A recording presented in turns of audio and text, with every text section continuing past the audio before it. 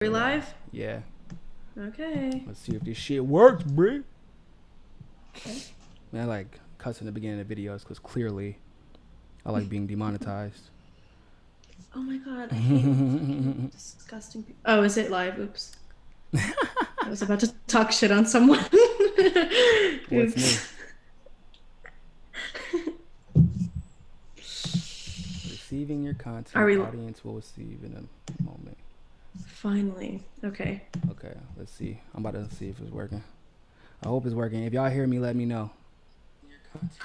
Oh, we're good. So is it worked. Good. Y'all, I've been trying to finesse the system through Zoom, and it finally worked. So I'm really happy about this. Give me a second, y'all. I'm about to share this. I hope did y'all check out the Convo Couch? I've been trying to finesse the system. Did y'all check out the Convo Couch before we went live? I hope y'all did. If y'all didn't, go check it out. They apparently interviewed somebody, a progressive candidate. So, I mean, don't do it now though, cause we live. So don't you dare. And don't tell them this, but we're definitely cooler than they are. I'm just saying, don't tell them though. Don't tell them. And before I get started, let me just say that this is not going to be one of Sophia's 8-hour live streams. We're going to keep this short. just wanted to clarify. Sweet baby Jesus. I don't know what, y'all. I'm telling you, I should just be a Twitch streamer. I know. You have to get me. Listen, I think I already told people this, but if you don't, like, if you have a problem with how much I tweet or whatever, just find me friends. Just what? That's find the you only friends? Solution. Yeah. Bruh, what happens is she then finds friends, and then they just add her on Twitter, and so it doesn't actually solve the problem. And then she's like, "Oh, good, you added me on Twitter. I don't have to actually hang out with you." That's why I do all day is tweet. I mean, if I had real life friends, then I would just talk to them. But 8-hour live stream, don't sell her short. I opened the super chat. She listen. Y'all think I'm playing? She went for 4 hours one day. When a live stream is really long, you know how, because y'all don't know. I know y'all know how the back end of YouTube works. So when a live stream is too damn long, whenever it has to upload the live, so every live stream automatically uploads. For her live streams, it has to upload part of the live stream. Every fucking time. Has to upload part of it first and then upload the rest of it later. That's how long Sophia be live streaming. Nobody's cooler than me, pasta.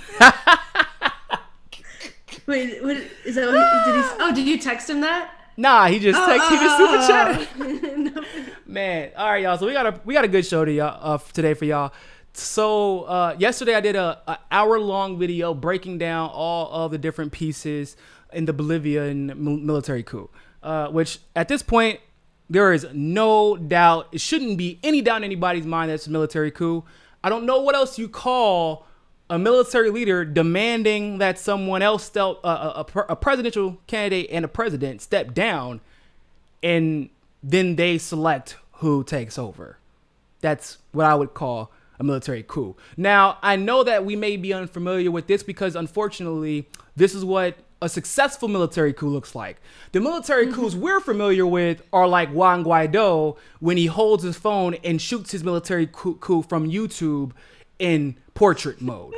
Okay? That's that. Fox News. Once again, the portrait mode, that still, it kills me. I knew that Juan Guaido wasn't really ready to run a nation on behalf of the United States when he shot his military coup in portrait mode. But also, let me just say that Juan, bro, real talk, like, I think it's easier to conduct a coup when you don't live stream it to YouTube. I think you do the coup first and then you brag about it after. You don't live stream so that everybody in the world can see. That's not how you conduct a successful military coup. But nonetheless, this absolutely was a military coup, and it is important that we call it that. All the people trying to muddy the waters, just ask them this. Ask them this. There's a lot. If this was about election integrity, if this was really about that, right? If it was about the fourth term, why the fuck was he asked to step down in November when his term doesn't expire until January? Just that. Why? That doesn't make any sense. If we're being real about the situation, you're like, oh man, it's about the fourth term. It's about the referendum. It's about the Supreme Court justices. It's about his corruption. It's okay. And all that may be true. So why not, one, either conduct another election, or two, conduct a special election where maybe, I don't agree with this, but maybe he isn't a candidate, but it allows the dominant party to put up another candidate, and then you redo an election. You do a special elections. But no matter what, if it was about that and upholding rule of law and democracy, then you at least let him finish out his perfectly legal, unopposed term. But he never got a chance to do that, did he? Because it wasn't about election integrity. It was never that. So, a lot of times situations like this happen. Sophia, you can correct me if I'm wrong. Whenever we see the military make this bold statement, and then the opposition all of a sudden has all these reasons about how corrupt the current administration is. And then the opposition somehow, despite the fact they don't have the majority in their legislature, they didn't have the majority in the administration. They have lost election after election after election, which is why they didn't have the majority. Somehow, some way, the opposition ends up as the interim president. What does that usually mean? Who's usually involved in these situations? The United States, first of all. Yeah. It's usually the United States. And we actually have some proof of that. So in this article, and I covered this once again briefly during my overview, but I felt like it was super important to dive into this because it's absolute proof. It's absolute proof. I don't know what else to call it. So I don't know if y'all know this, but do y'all know there was some audios leaked from the opposition leaders calling for a coup against Evo Morales? Now, obviously, not everybody on my page speaks Spanish, so they provide a breakdown of these leaks. Of each and every single one. It was like 16, right? It's 16 leaks, yeah. So I'm just going to give you an overview of the article and what it says. So this is from Elvis Martinez.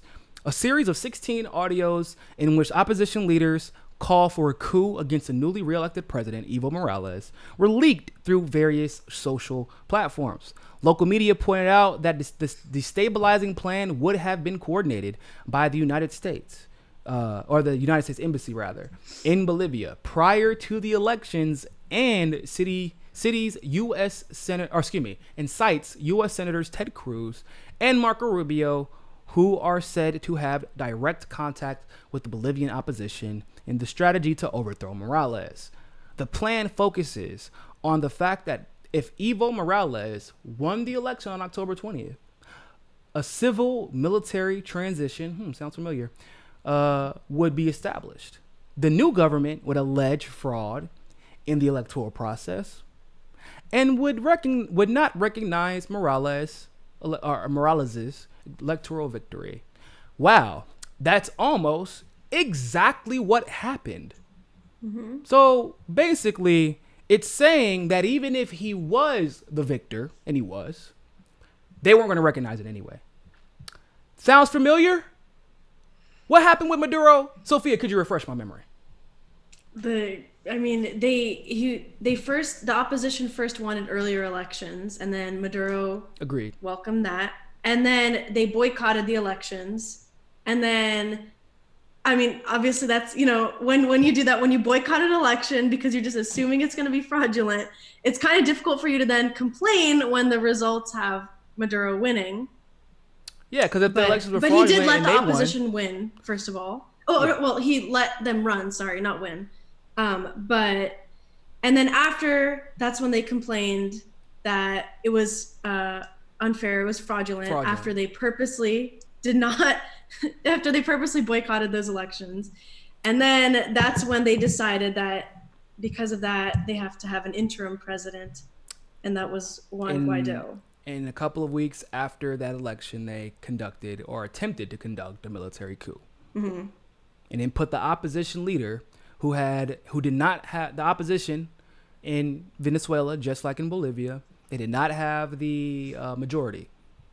And just like in Venezuela, in Bolivia, the opposition has not had the majority for quite some time. I believe since 2004, they haven't had the majority in Bolivia. Now, that generally means, I mean, I'm not an expert in politics or anything like that. But generally, that means people don't want your ass. You can't win your House. You can't win your Senate, and you can't win your presidency. And in the case of Bolivia, you haven't won either of those in a dominant fashion since 2004. That means motherfuckers don't want your ass. Even if there was election fraud, I doubt that their results would be, if anybody would benefit from election fraud, it would be the opposition, because y'all keep losing. So there's that. And considering that, once again, just like in Venezuela, Evo Morales led them through the best period of economic prosperity in the history of the country. Okay, all of a sudden, we got a problem. We got a problem. We don't like that. It's just really weird coincidences happening. But let's continue. In the audios filtered through social media platforms, opposition leaders call to burn structures of the government party and to put together a general strike throughout the country and to attack the Cuban industry or embassy in that country. The publication of audios arises in the midst of the political crisis following the electoral triumph of Evo Morales, whom the opposition accuses of committing fraud. Weeks ago, in a speech, President Evo Morales actually referred to the alleged coup plans and that his government had the recordings. Neither the opposition nor the United States Embassy has referred to the leaked audios. I will repeat that part because that's pretty big. That's a pretty big deal. And I'm going to explain why. Weeks ago, in a speech, President Evo Morales had referred to alleged coup plans and that his government had the recordings. Neither the opposition nor the United States Embassy referred to the leakage of the audios. Now, in a speech given by a presidential candidate from another country in a pretty significant election, when a president and a presidential candidate says, bro, we have leaked audios that U.S. senators are involved in a potential coup attempt. Sophia, why wasn't that in the mainstream media? I'm confused. This is all over the mainstream media and they're smearing Evo Morales. So why wasn't it brought to the attention of the American people that Evo Morales had said there was a coup about to be conducted against him? Because this has to seem like it was organic. And it was really the interest of the Bolivian people and that they wanted this authoritarian dictator out. And of course, if he had said, I have audio that's suggesting that U.S. government officials are participating in this and allowing for this coup, then it would seem like it was very inauthentic and it was staged and it was all planned out and it was okayed by the U.S. security. But I thought, but have you been on Twitter, Sophia? Because like we're so concerned. Like, Mike Pompeo is very concerned about democracy. He's very, very concerned about it. He was like, democracies prevailed the moment that the military took over the government. Like, isn't that how democracy is supposed to work? I'm confused. Why would they say that they love democracy and not talk about this? Why would they say that they're concerned but not talk about this? Are we not the good guys, Sophia? Yeah. Are you saying the United States is actually a hegemonic imperialist nation that is always interrupting other people's elections because we have literally no concept of what it is like to reach a bilateral agreement that is mutually beneficial for most countries? I know you're not saying that. That wouldn't be fair. I think that you're being too hard on Mike Pompeo. And not to mention that we don't really have a democracy here, but we're always trying to spread it abroad, and we don't really uphold human rights here, but we got to spread those around the world too. So yeah, man, it's crazy. Because, and by the way, I appreciate AOC speaking out. Because this is probably the only foreign policy issue she's gotten right in her entire tenure there. Crazy because she was really great on foreign policy issues before she got elected. It's weird how that works. Ilhan Omar has, as long as it doesn't involve Islam, for some reason she gets it right, but only with Assad she gets it wrong. So she spoke out, and I was actually happy about that as well. And even Bernie gave his answer. Now, granted, for my taste, and I'm sure for Sophia's taste, they weren't sufficient. because it doesn't really solve anything. It doesn't explain how it started. It doesn't address the root, and it doesn't say how it would be prevented and what we can do about it. Because to do that, you would have to accuse the United States of doing exactly what they're doing. And that's my problem with all the statements. But my other problem with the statements, and actually it's funny because after I said something about that, I saw that you said something about it too. Like, why do they keep talking about the idea of free and fair elections and every country deserves free and fair elections? Are we included in every country? No. Because I'm still trying to figure out why we can call for free and fair elections in every other country, but when we're screaming from the rooftops, what about us? They're like, huh? What? Republicans are evil. What you talking about free and fair elections? There's no voter suppression. I mean, there only is by Republicans. There's only voter suppression by Republicans. But I guess, whatever, free and fair elections, all that good stuff. Cool. So, why would we have so many people speaking out about this and talking about the idea of free and fair elections, by the way, when that is not what the issue is? Because once again, I still think that people have not considered this, the fact, cool, free and fair elections, I agree with 100%. There were free and fair elections. Evo Morales won, and they made him resign from his presidency while he was still the sitting president. Why hasn't anybody talked about that? And I do want to, before we move on to the article, I want to talk about this fact too, because like many of you, we're obviously anxiously waiting for Tulsi's response. We are. And it's not for the same reason that a lot of people are, though. I know a lot of Bernie supporters are out there like, oh my God, wow, Bernie said something. She should really speak out about this. Oh my God, Bernie said something. Why hasn't Tulsi said something? Bernie said something the day it happened. Why hasn't Bernie said?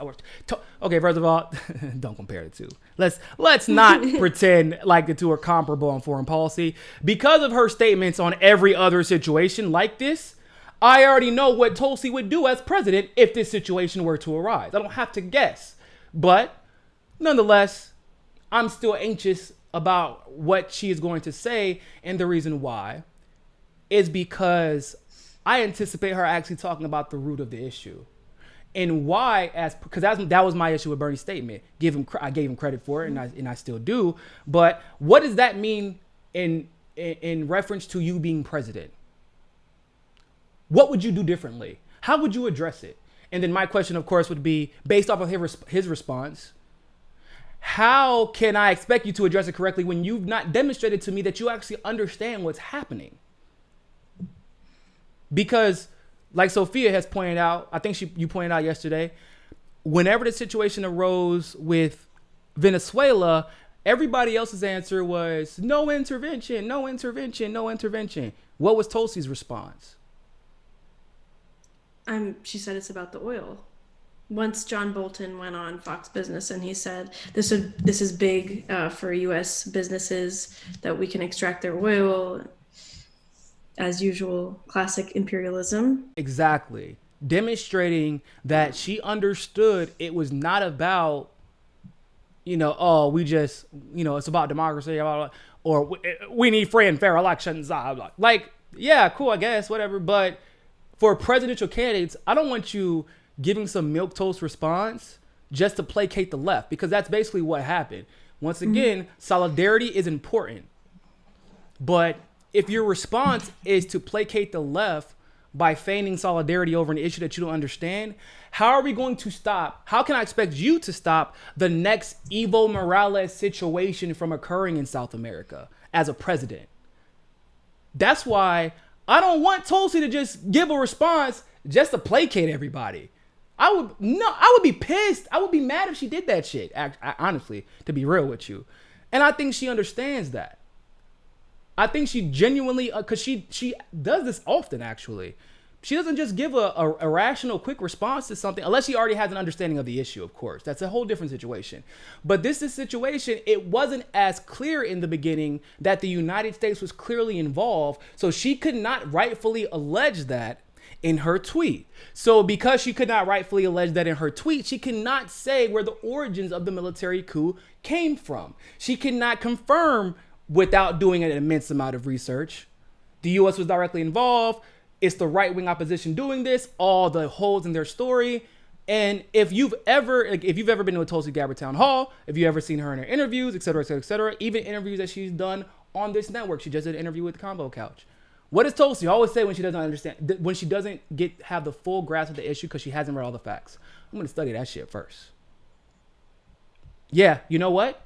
I think that it's about time that we have presidential candidates that will study some shit before they talk about it or make a decision. I think we're long overdue for that. And I don't have to guess whether or not she's telling the truth because she's already demonstrated before time and time again. She said that about the Hong Kong issue, then she turned around and got the Hong Kong issue in China perfect. Not even a couple of weeks later. When unfortunately Evo Morales has already been overthrown, it's already happened. It caught us all off guard. When she says the right answer, hopefully what it does is exposes not only what happened to Evo Morales, but what could happen to the next Evo Morales if we're not vigilant, and what she would do as a president to prevent that. With that being said, and that's why it's important to talk about what we're talking about right now, because we now have the proof that the United States was involved. So the first audio, and I'm going to put the link to this in the description. On my last video, I know I was going to put all the links in the description. Then I went back and realized, holy shit, there are 25 links and I can't put all of them in the description. So I'm doing the individual videos to put the link to make life easier for you guys. Trust me. So the first audio summary says that it illustrates that the commitment of the United States Senators Marco Rubio, Bob Menendez, and Ted Cruz in the coup plan in Bolivia. Now, Sophia, once again, who's the point man generally on these issues in South America whenever they want to start a coup and get everybody to rah behind them? Marco Rubio. He's always looking for some intervention, some potential intervention. That boy always be, bro, when Juan Guaido was like, I'm going to start a military coup in Venezuela, Marco Rubio woke up one morning without having any idea about this coup. In Colombia. He's like, I'm in Colombia right now with the food that Maduro won't let through. We're like, man, hold up. How the hell did you get to Colombia so fast? The coup started 2 hours ago. So, once again, we're seeing the pattern. The second audio, go ahead. Sorry, I just wanted to comment because I actually listened to this audio because please comment. Spanish, but yeah, so I typed out like a portion of it. It was really hard to understand because there was a lot of background noise, and I'm not like an expert like with Spanish. But the guy was saying, I wanted to tell you that I'm communicating with Marco Rubio, and he said, I don't know how you translate it. Hold on. Another time, I guess. Una otra vez? Again, it's more. Yeah. It's like again. Another time. Yeah. With Marco Rubio of the United States. And then he talked about also Menendez and Cruz. And then he said those three men, they are managing the interests of the Bolivian people so that we have justice over our votes, pretty much. That's like a loose translation of what they said. Justice over our votes. Yeah. Justice over our votes means forcing the last president who rightfully won justifiably through votes to leave 2 months before his term is over, because that's what it was always about, right? Justice over votes. You can't even win your legislature and you expect the world to believe that everybody in the legislature, all those votes were false. Every progressive or socialist who won in the legislature, because they are still the dominant party, all those votes are false, and also all the votes for Morales are false. That's what, because we're idiots, I guess. Whatever. The second audio, the summary says, a member of the Bolivian opposition, an alleged former military man, calls for an armed uprising, which we know for a fact happened.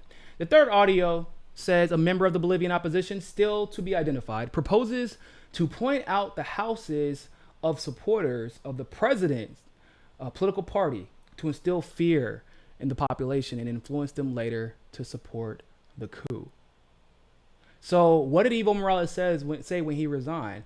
In his speech that he gave, he said, I didn't want to resign, neither did the people in my administration, but they were not only threatening Evo Morales, they were threatening and burning down the house of his family, people in the legislature, people in his administration. It was never about democracy. And so this is them saying in advance, this is what we're going to do, and then literally going out of their way to do it. So the fourth audio says, a member of the Bolivian opposition still to be identified raises the strategy to be followed by the Bolivian opposition establishing itself as a premise that invalidates the elections on October 20th, generating a military civil uprising and creates a national strike. In addition, he commented that there are active members in the National Guard, our national armed forces, and the police that would support these actions. What a surprise! 2 occupations that generally have a lot of right-wing people in them support the uprising of the socialist president. Law and order, people. It was also in the 2002 coup in Venezuela too. It was also not just military members, but also the police as well. Now, I will say it was surprising in the 2019 attempt for Venezuela that the military generals, for the most part, except for I think one, they were all like, "Bro, we're riding out from Maduro. You're gonna have to come get us. We gonna." And I think that because usually that's what you see is that the armed forces or the law enforcement tend to side with the right wing opposition. It's easier to pay off those kind of guys. But in Venezuela, which also once again is a testament to just how good Maduro is, the generals in that situation, which is the only way he was able to survive that coup, they were like, "Nah, we riding for our guy." So that shows you just how real the support for Maduro is. Unfortunately, Evo Morales did not have that same benefit, which sucks. So audio 5 says a conversation between members of the Bolivian opposition that shows participation of Manfred Reyes Villa, another member of the U.S.-based opposition, who has plans for a coup d'etat. The support that the opposition is obtaining from the evangelical church and the Brazilian government is mentioned. Oh my God, what a surprise. Right-wing evangelicals and Bolsonaro's government. I'm sure we're not even close to being involved in this. The reference on an alleged man of confidence for the Brazilian president Jair Bolsonaro. Did they call him Bolsonaro or Bolsonaro? The Brazilians. Bolsonaro. Okay. Well, I mean, shit. Some people say there are with the H at that point. Don't act like you don't know what the fuck I'm talking about. Anyway. As I'm wearing a Brazilian jersey and pronouncing the Brazilian's president name wrong. Who also advises a Bolivian presidential candidate who is not yet to be identified stands out. Maybe the right-wing presidential candidate is probably who they're talking about. The sixth audio shows participation from Manfred Reyes Villa, an opposition member with coup plans. The voice of Bolivian political activist Mauricio Munoz and Reyes can be heard on the recording. Audio 7 says a former colonel of Bolivia confirms that the coup plans against President Evo Morales and expresses his concern about the participation of civic committee leaders in the opposition-related army. Audio 8 says former Bolivian Colonel Julio Cesar Maldonado Leone. Boy, that boy sounds like a hot damn mob boss. Boy, that's a bunch of mob boss name. Good gracious, that's all kinds of mob bosses put into one. It's like Italian and Spanish mob bosses put into one. That's crazy. So he's the president of the National Military Committee, gives orders to implement all kinds of actions against the Cuban embassy and its diplomats. That's really weird, right? Why go out of your way to go after the Cuban embassy unless you're worried that they were going to stand up to you and tell the actual story about what was going on? They instill fear and hatred towards Cubans to make sure that they leave the country. The audio is related. This ninth audio is related to a meeting between former Bolivian military held in the city of Cochabamba. That's a cool name. Former Colonel Julio Cesar Maldonado Leone, president of the National Military Committee, refers to the creation of a political military power. And I'm gonna see if anything else is mentioned about anything related to us. Nope, I don't think anything else related to us. Oh, here we go. You can, in the 14th audio, you can hear the voice of former Colonel Oscar Paseo Aguirre, representative for the National Military Coordinator. He mentions a secret plan against the government of Evo Morales and the actions planned for October the 10th, before the election even takes off. Oh, here we go. This is where it gets good. Audio 15. Private meeting between the opponent Jaime Antonio Alorcan Daza and Ivan Arias and other members of the civic committees, in which the agreement consisted of obtaining rapid voting equipment for the next presidential elections in order to use them to manipulate public opinion on the result of the electoral and declare fraud. Bruh, they were literally planning in advance to declare fraud. So basically what they were going to do is they were going to show, because it was rapid tabulation. That's what it said, rapid voting equipment. It's going to be rapid tabulation. Evo Morales is going to be super popular because, well, he's already won like all the other elections since 2008. So, and they were going to immediately call fraud. Same thing they did with who? Maduro. Because he wins every election, but the difference is, and I can't speak for Bolivia, however, in Venezuela, you can't call bullshit on their equipment. You got to get a fingerprint scan before you can vote, bruh. You got to get a fingerprint scan. They on some other shit, and I love it. I love it. Yeah, and this really goes to show that this isn't about democracy at all, because they already know that the election is not going to go in their favor, so then they have to plan something, because they know what's going to happen. Mm-hmm. That's how you know that this isn't about justice for their votes. So they make a reference in that same audio from the Jubilee Foundation, the European Union, and the United States Embassy, and the same evangelical church. And then the 16th audio says, the political activist Miriam Pereira links an opposition member and the United States resident Carlos Sanchez Bezain. What the hell? I've never heard that Spanish name before. With the plan to overthrow President Morales. She comments that Sanchez wants to incite a civil war in Bolivia and that they have over $500,000 in financing.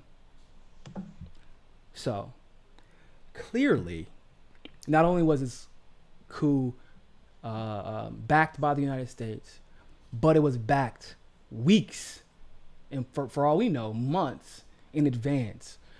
Basically, the moment that the Supreme Court ruled in Evo Morales' favor, I imagine that they were going to do this. And like I said, basically, from what I've seen, whenever a country gets a leader who will finally stand up to Western imperialism, they don't like letting that leader go. They don't. So that's so basically, like I said, the audio we have right there is proof. And the United States has not disputed these audios. They have not disputed Evo Morales in his speech. Well, go ahead. I was going to say that Marco Rubio tweeted out yesterday about how Putin is interfering again, and he's spreading fake news. So I'm sure that this was... Oh, God! Hold up. I'm confused. I'll try to pull it up. I thought that he was mad about the Russiagate fear-mongering. Like, he was mad about that, right? And now he supports it because Bolivia? Because it benefits, yeah. So that's like the most dangerous aspect of all, which is that everything is fake news from Russia. Yeah, so he said those interested in how Putin uses disinformation as a tool of foreign policy should study current coverage of Bolivia. 1, they create fake news. 2, they spread it via vast network of outlets and social media actors. 3, disinformation gets echoed in mainstream media. But what's funny is what? I see how you were the first one to be quick to talk about it. You ain't talked about Bolivia this whole time, but all of a sudden you are an expert on it. Isn't that crazy how that works? You don't talk about Bolivia this entire time, and now you're an expert, and Russia's involved. And I don't even understand what he means, because he's saying disinformation gets echoed in mainstream media. Yeah, that doesn't make any sense either. Like who is going there and being like, no, this was a coup. I mean, let's be real. Disinformation does get echoed in mainstream media. Well, but that doesn't make any sense. Not according to what Marco is trying to suggest. Yeah, it's the opposite of what Russia wants us to say. Yeah. So I can guarantee if I go to Fox News will be siding with Marco Rubio. And that's I don't know if he's referring to Anya Parampil going on Al Jazeera, but that's not really mainstream. It kind of is. Kinda. I mean, they push but a lot Anya of those isn't narratives, mainstream herself. Well, yeah, but I think that's what he was trying to suggest. Like, you have people who are purposely trying to spread disinformation that go on mainstream media and, suggest that, this wasn't. Bruh, it's so crazy to me. And I'm about to read these super chats, by the way. Thank you all for being so patient. I wanted to get through that. Ren Stin, thanks for the super chat. He said Juan Guaido and his people were involved in a scandal after his failed coup. We have now had 85 coups since the end of World War II. That's crazy. Render unto Caesar. Take my money. Will do. Thank you very much. Appreciate it. Good luck. So, I want to move on to good news. Hold on, I want to pull this up. I thought I had it up, but I did not. Literally, my screen right now is 25 plus screen windows of the Bolivian shit. That's how much research it took for me to get kind of a picture of what's going on. And people are like, Tulsi needs to respond right now. Okay, well, I think I found it. Yo, someone go ahead. Someone said they may ask about Bolivia in the upcoming debate. Tulsi is smart to keep her answer for herself now. I hope they do. They wouldn't though. I don't think they will. Because they didn't ask about Venezuela because either. They're acting like this is like a very democratic decision. So if they asked the candidates, it would seem like there is some kind of influence by the U.S. But if they asked the candidates,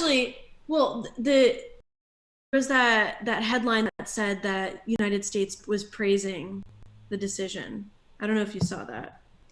The decision. That they praised the coup. Yeah, I mean, Mike Pompeo did. Find it. So Trump applauds Bolivia's military coup as U.S. established. So this is somewhat breaking news. It happened 2 days ago. And I hadn't had a chance to report on it because I really thought that the Bolivian situation was important. That's what we have been focusing on. Now, did y'all hear the news about Tulsi in New Hampshire? There was another qualifying poll that came out. And Tulsi qualified this poll. Tulsi got 6% in New Hampshire, y'all.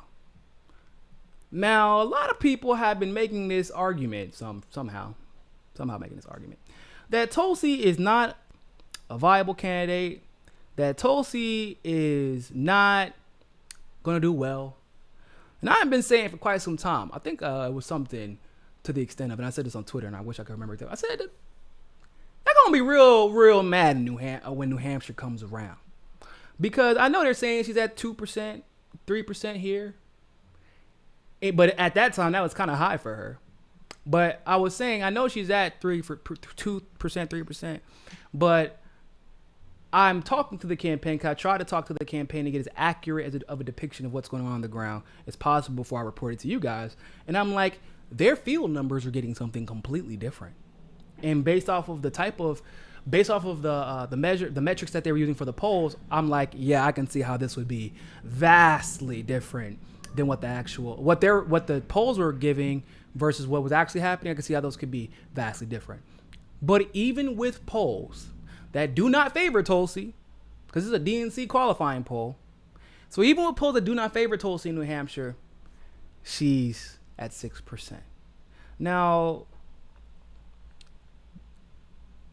Biden leads this poll at 20%.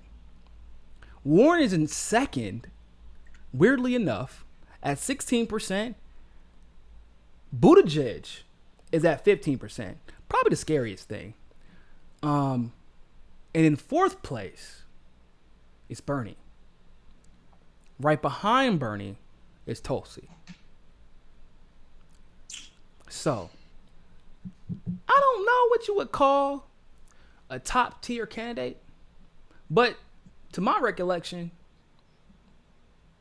this would probably make Tulsi a top tier candidate. I mean, Kamala was calling herself a top tier candidate when she was at 7% at some time. Like, but I think that it's kind of important to also talk about do you remember where Kamala's at in this poll? Do you know?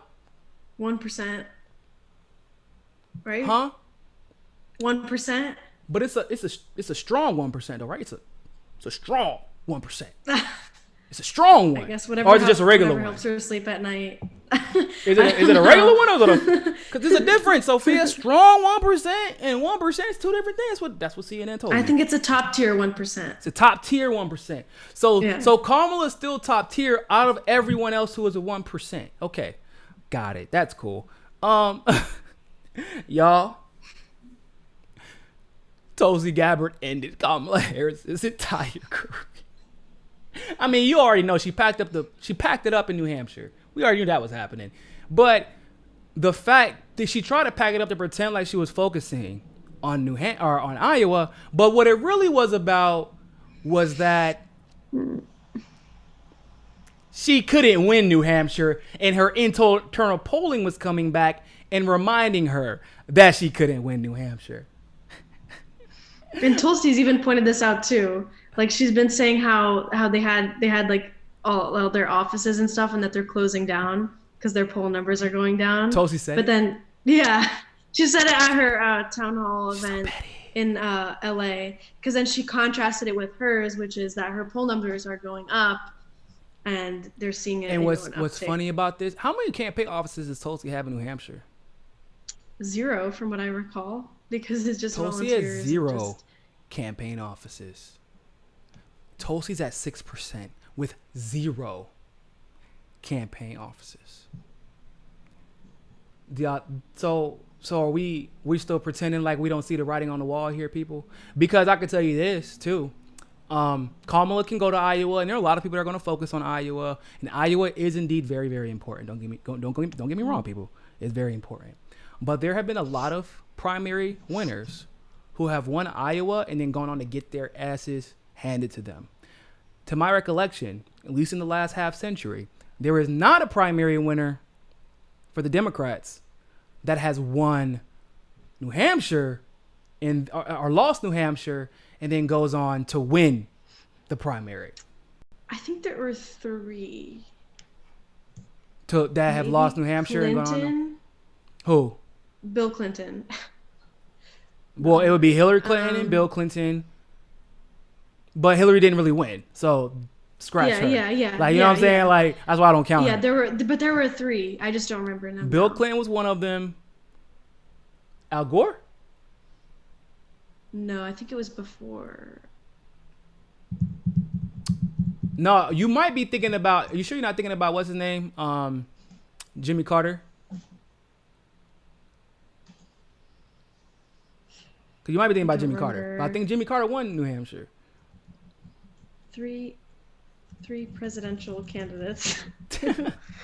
Moral of the story is, it is much more likely for you to win New Hampshire and go on to win the primary than it is for you to win Iowa and go on to win the primary. Is the moral of the story. I mean, of course you can win both, but you have to win New Hampshire because New Hampshire is more representative of the rest of the nation.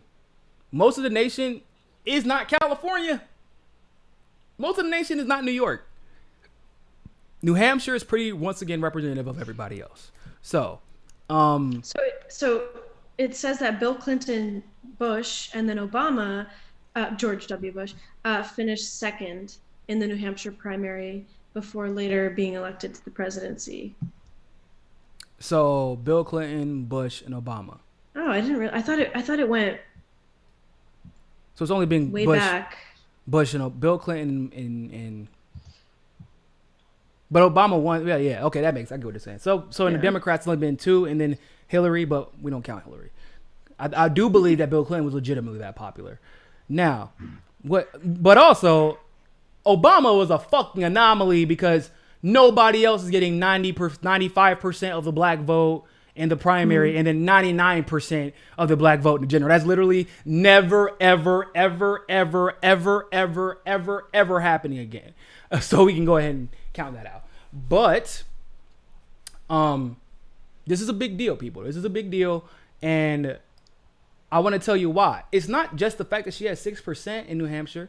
It's the fact that New Hampshire is an open primary state. So it's basically letting us know what might happen in other open primary states. Also, this is where her demographics are voting from, are coming from, excuse me. So, first of all, I might have missed this part. Yeah, okay. So there are people who are very liberal. 2% were consider themselves very liberal. 2% consider themselves somewhat liberal. 9% consider themselves to be moderate. 1% was Dems. 10% were independent. 9% were men. 4% were women. Weirdly enough, or nine. Wait, never mind. Was that percent? 9% were. Is 9% it was just that nine of the people who selected her. Is it 9? Were men. No, it's 9% of the. I think it's 9% of the total amount of people she got. Does that make sense? Because at the top, because at the top it has an indicator. Like, so by Biden, because he's number 1, it has the percentage, and then it counts for the entire way down. Oh, okay. Yeah. Okay. So it's 9% of the people that vote. Okay. Vote. So interestingly enough, and this is extremely important, by the way, where it says white with a college degree, super really specific. She had 5% of them are yes.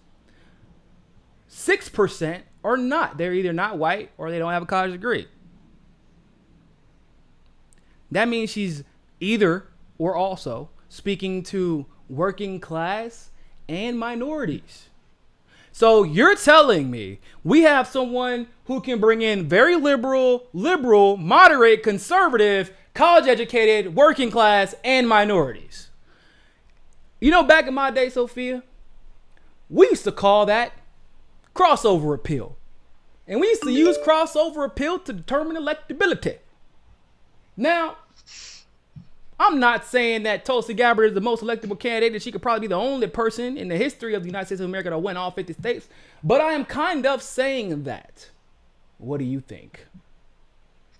I agree. I think that she has like crossover appeal, not just like the political spectrum, you know, the conservatives like her, and you know, more liberal leaning people like her, progressives, independents, whatever, but also in terms of race. We were talking about this before, how 98% of Asians are supporting either Yang or Tulsi, or they've donated to Yang or them. Tulsi. Yeah, it was crazy. And I think her breakdown in terms of race, she had the most people of color, from what I recall. But it's proportionately, yes, but not the most technically, because the most went to Bernie. So it's like proportionately she had the most. When I was looking at this, unless there's an update that I didn't know about, because there might have been an update and I don't know. Oh, about. I see what you're saying. You're yeah. Never mind. You're like right. Raw numbers. Bernie has it was the like most it was like a chart of all of them, and then it was just dividing in terms of the colors. Yeah. And she had the most.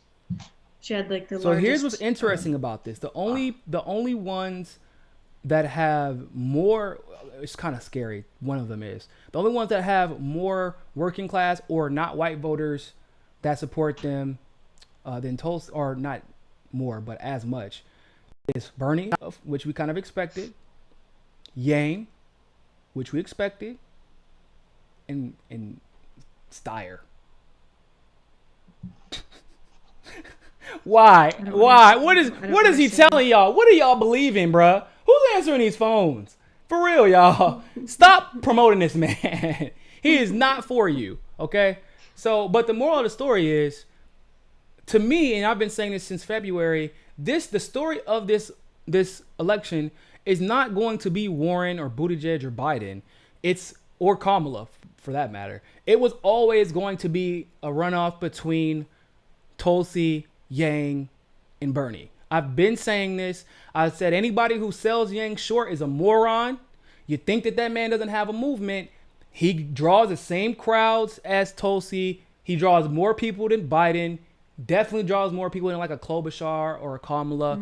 I've seen him draw more people consistently than Warren. So when Warren first announced, she drew like a big crowd like the first couple of times. And then like you notice you stop seeing videos of those big crowds. Anybody else? As she's gotten more popular, for some reason, she stopped showing pictures of big crowds. It's peculiar because Tulsi's crowds have gotten consistently bigger, and they could be even bigger if she would give, like, for example, more advance notice on rallies, get bigger venues, but she purposely doesn't get bigger venues because, one, they cost a lot. Big venues ain't small, and it takes people to run them, et cetera, et cetera, et cetera. But she also likes talking to people. She likes having one-on-ones and having enough time to have a lot of people ask questions to her. So it's interesting that Yang can draw these crowds. Bernie can draw these crowds consistently. Tulsi can draw these crowds consistently. But the crowds for the front runners seem to be getting smaller and smaller and smaller. That is not a good thing for them at all, especially when it's happening in places like New Hampshire, Iowa, or South Carolina. What do you make? Do you think that it's just the Kamala situation that got Tulsi in the position that she's in, the the Hillary situation, her message? What is it that is helping Tulsi and her message resonate across the entire political spectrum? In New Hampshire specifically? Well, her demographics seem to be this all over the country. Yeah, I mean, I think the Hillary thing helped, but just increased exposure. First of all, she wasn't getting that much news coverage really until like the whole Hillary, not spat, but just their interaction, I guess. That's too soft of a word. But, and I think her message, as she gets more name recognition, people look her up, people, they'll follow her on social media, they'll watch her town halls or something, and they'll become intrigued by her message. And I think she comes off as very genuine, that even people who might not agree with her on every issue besides like foreign policy and civil liberties, they'll still appreciate her integrity and willingness to appeal to, whatever, Democrat, Republican, whether. I think that something can be said, and for people who like to forget that Donald Trump is the president, I never forget, because I was one of the ones, along with Jimmy and a few others, who were like, I was saying in March, before any of y'all knew who I was. I still had a channel, but nobody knew who I was. I was like, yo, Trump's about to win if Bernie loses, because a lot of people, I saw an article and I couldn't believe it when I saw it again. 1 in 10 Sanders supporters voted for Donald Trump. Not because they thought that Donald Trump was perfect, not because they thought that he was the most competent, had nothing to do with that. It was because at the end of the day, they wanted someone who looked like they were going to stand up for them and fight. Because when you've been victimized by a system, the way that most Americans have been victimized by our system, just someone to go in and cause a ruckus, hell, sometimes shit just turns out better that way. Let's be real. If Trump wasn't president, we would be in World War III. We would be at war with Iran right now. A phone call from Tucker Carlson stopped war with Iran. You think Hillary Clinton would take a phone call from Tucker Carlson? Probably not. And with Tulsi, you get that same fight, but you don't get someone pretending like they support the troops. You actually get a troop. Right. You don't get someone pretending like they're going to stand up for you if you get, victimized in some way, form, or fashion, or stand up to the political establishment if they victimize you. You have someone who's done it. Who whereas Trump basically emboldened his brand by running, Tulsi hurt hers initially by doing what she did, by standing up to the establishment. Whereas everybody, Trump emboldened his brand by going at Hillary Clinton and running against her and calling her out in 2016. Whereas in 2016, it was the opposite for Tulsi. Calling out Hillary Clinton and what she was doing to Bernie hurt her brand. And it didn't stop her.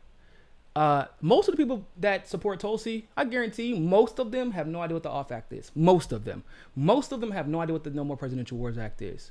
Most of them have no idea of the detailed policies, like the real good reasons to vote for her as a legislator, and as a legislative leader.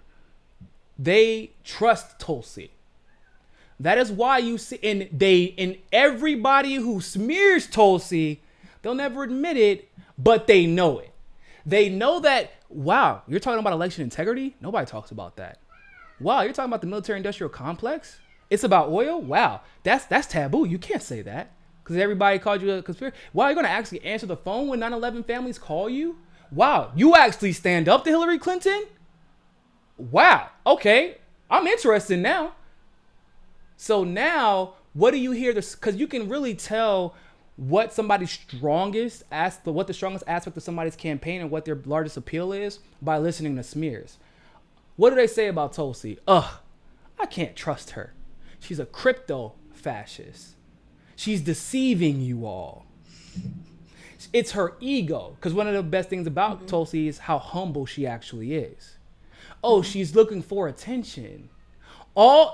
Basically, all the things that really, and I'm being as nice about this as I can possibly be, but every other presidential candidate, their egos are on display and they're absolutely doing a bunch of things that gain them attention. That's exactly what's happening in everybody else's situation. Tulsi's different though. And everybody who's known Tulsi from 2016 is aware of this. And they also hear what people say. I know Tulsi's going to fight for me. I trust Tulsi to do this. I trust Tulsi to fight. So what do they try to do? They try and smear her so that it removes the trust factor. But listen, I'm going to keep it real with you. Of course, the establishment people aren't going to vote for Tulsi. I think we already count them out. But if you are supporting a progressive, you think that smearing Tulsi is going to stop people from supporting her? Bro, I'm not going to lie to you. If you're Bernie supporter and you're smearing Tulsi, the only people that works on are people that were never going to vote for Tulsi to begin with. These are the facts. And the more vitriolic you are towards Tulsi, it hurts your case. So that, because there are a lot of onlookers. And I think that Sophia can probably attest to this. I know I can. You know how many people DM me on a regular basis? Hey, man. I tell you, it's weird because this happens in person too. If I'm at a Tulsi event, people walk up to me like on the street and whisper, man, is that a Tulsi 2020? Bro, Tulsi's awesome, bro. I love her, man. She's dope. Bro, why are you whispering? Why are you whispering? It's fine. You can tell people you like to. But that's how people feel because everybody is being attacked in the most ridiculous and malicious of ways for supporting her. So what you're doing is you're creating a microcosm and an echo chamber that isn't actually representative of the popular sentiment and popular opinion. If you're smearing her. I'm not talking about legitimate critiques, which there aren't really anymore, because at this point, everything has become a smear. There were legitimate critiques in the beginning, she's addressed them, and now everything's just a smear. So I want to be clear about that. But, and you can let me know, Sophia, if you get these DMs, hey man, I really appreciate you standing up for Tulsi. I really appreciate you fighting for Tulsi. People I've never even interacted with.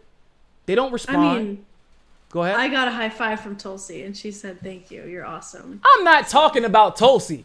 You hear how she just that humble ass, non-humble brag? We're not even talking about. Obviously, I don't really Tulsi get DMs likes from people, but I get it directly from her, so I know I'm doing good work. She got it from Abe. She did get. She used that. Oh yeah. Man, Sophia does great work on Twitter. She got it from Tulsi's husband. So, but I get DMs regularly from people just thanking me for fighting for Tulsi, because the truth of the matter is everybody else has literally been scared away from fighting for her, because there's a sect of the progressive movement that have become nothing more than bullies. I don't know how else to, if you can come up with another name, you let me know. What do you think is driving the vitriol? We got a couple of minutes, but what do you think is driving this vitriol that we have seen from some sects of the progressive movement? Because that's the only thing I can think of to codify them as is bullies. Yeah, I mean, it's just like they feel very threatened by her. Like at first when she was just pulling out 1%, they were like, oh yeah, she's just pulling out 1%. She's going to drop out in a month. She's, her campaign's tanking. She's never going to have a chance. But now that they see her numbers rising, and of course in this specific poll, she's literally right behind Bernie.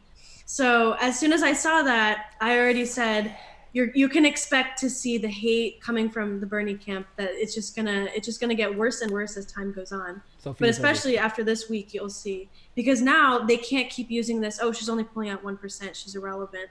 She's actually a very big threat to Bernie.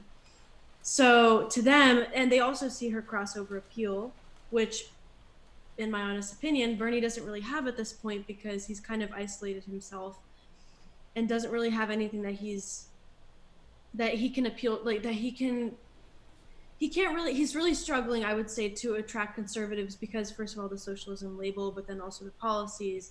And I don't think his comments about Trump help either. But and I would also say that they used to, Fox News in 2016 actually showed favorable coverage of Bernie. You know, they would attack him. He might be a socialist, but look what the Dems are doing to him. That's not the case this time. That's Tulsi's coverage now. Mm-hmm. So go ahead. Yeah, so that would be, it's just like I think it's like, it's jealousy, and also the fact that they feel threatened by. Yeah, and it's crazy because her campaign, they see that it's it's not like Kamala's campaign where she started off really well, now it's pretty much dead, but it's actually the other way around, where Tulsi started from nowhere and she's building, her name recognition. She's doing so well in early states, and including South Carolina, by the way, which Bernie lost handedly.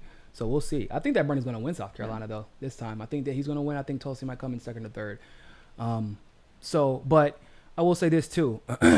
What's crazy is the dumbacity that we have seen coming from some parts of the movement, where they're like, voting for Tulsi helps the establishment, which is the dumbest logic. I mean, like, I've seen people who say that I'll be responsible for Trump, or like Tulsi supporters which is weird, right? For Trump's victory, as if it's up to me to decide what Bernie's faults are going to be. Yeah. Right. I mean, we vote shame now, even though everybody who got in the primary, we have to vote. Yeah, we have to hold our nose in and vote for whoever they want us to support. Which is funny, because in 2016, I remember how bad Bernie supporters hated to be vote shamed, and yet here we are, we're Bernie supporters. Now I'll admit that a lot of these profiles are fake profiles, so I've seen that, and they're purposely sowing discord. However, they're not Russian though. A lot of these people are public figures. They're well-known people in the Bernie Sanders movement who have been, they know for a fact that if you don't win the nomination, or if you're not close to winning 50%, but you got like 15% of the delegates, or 12% of the delegates, which is a significant amount of delegates, you can give them to whoever you want to in the first round. They're aware of this. They are still like, no. They know who Tulsi's going to give the delegates to. They're still like, no. We have to smear her. We have to attack her. We have to smear her. We can even give her credit for going after Hillary. I saw somebody who somehow turned the Hillary Tulsi debacle into how bad is Hillary, or is Tulsi, excuse me, for saying that her and Hillary are like, that she's running against Hillary's proxies. I'm like, that's literally what's happening. Before Tulsi entered the race, we all said that Bernie would be running against Hillary's proxies. We had been saying this in 2018, that they were setting the field up to have a bunch of pro-Hillary people run to muddy the waters. And because Tulsi admits it, oh, how dare she? She's making it all about her. Hillary attacked her. Her ego. It's her ego. Oh my God, it's her ego. Yeah. So when you know that, because Bernie's not going to be able to win even if Tulsi wasn't running, a lot of the people who are voting for Tulsi would weirdly be voting for Yang. Because they don't treat Tulsi like shit, one, but two, they just want something different. A lot of people feel betrayed by Bernie, and it's something you have to accept. And I accepted that in 2017. It's something you have to accept still in 2019, even if you don't like it. Because of the Hillary Clinton thing, because of the Russiagate thing, blaming our votes being stolen by Hillary Clinton on Russia did not sit right with a lot of people. You have to remember, a lot of disenchanted Bernie supporters went to Yang. One's running for Congress right now on Yang's policies, even though he still likes Bernie. So This is a reality. But if you know Tulsi, so for one, you don't know that you would have gotten Tulsi's votes anyway. But two, if you know Tulsi's going to would give Bernie her delegates, why are you really mad? Why are you really attacking Tulsi? And why are you really trying to smear her? It's because you're not just worried about Tulsi getting Bernie's or giving Bernie's delegates or not. Like you're really worried about Tulsi betraying somebody. I was literally smeared wall to wall by Huffington Post in the worst possible way. And the press secretary emails me and they're laughing about it and they're like, welcome to the club. That's how loyal they are. They're not going to just, stop, working with you as a journalist. Beatrice now, the ABC reporter who follows her around, she gets smeared now. And Tulsi still shows her love. So that's not the type of person Tulsi is. Aries tend to be loyal to a fault. So why are you really upset? What is it really about? I'm confused. See, what it really is about is that you're worried. You're worried that Tulsi, once her name gets out there to the world, the same thing that Hillary people were eventually worried about. At first it was Bernie isn't electable, but that was a bullshit excuse. It was, man, when people learn about Bernie Sanders' policies, he's going to beat Hillary. Everybody knew it. So now it's when people find out about Tulsi's conviction and her policies, not just her conviction, but not just her policies, but her conviction to see those policies through and fight for every single one of our votes. That's a problem. That's a problem for everybody. That's why they can't attack her policies. They try it, but it sounds really disjointed and ugly when they do. Why hasn't she re-released the OFF Act? What? Did you even talk about the OFF Act when it was first released? Why hasn't she done her healthcare plan? Well, I'm like, bro, she literally just said 2 months ago, I want to introduce a new plan because I don't really like this one. You know how long it takes to put together a healthcare plan? Like, even like this bill that's out right now is literally another bill that was already introduced 2-3 years ago. No, actually almost at this point, 4 or 5 years ago. Mm-hmm. That's why they could introduce it. So healthcare plans take a long time to perfect. Especially when you're trying to adjust a really good bill, because Jai Powell's bill is a really good bill. But that's not what it's really about. They're mad. They weren't mad at Tulsi saying, I think we need an improved version of Medicare for all. They were mad at Tulsi saying that Bernie's plan was insufficient. They weren't mad at Tulsi supporting UBI, but not supporting federal jobs guarantee. They were mad that Tulsi was saying the federal jobs guarantee was insufficient and she might introduce something better. They weren't even mad that Tulsi announced that she was running. They can't say, oh, how dare she announce while Bernie's running? That's not what they're mad about. They were mad that Tulsi is running.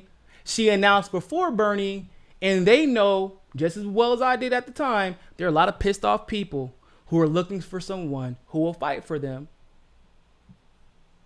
And here we are. They're not mad.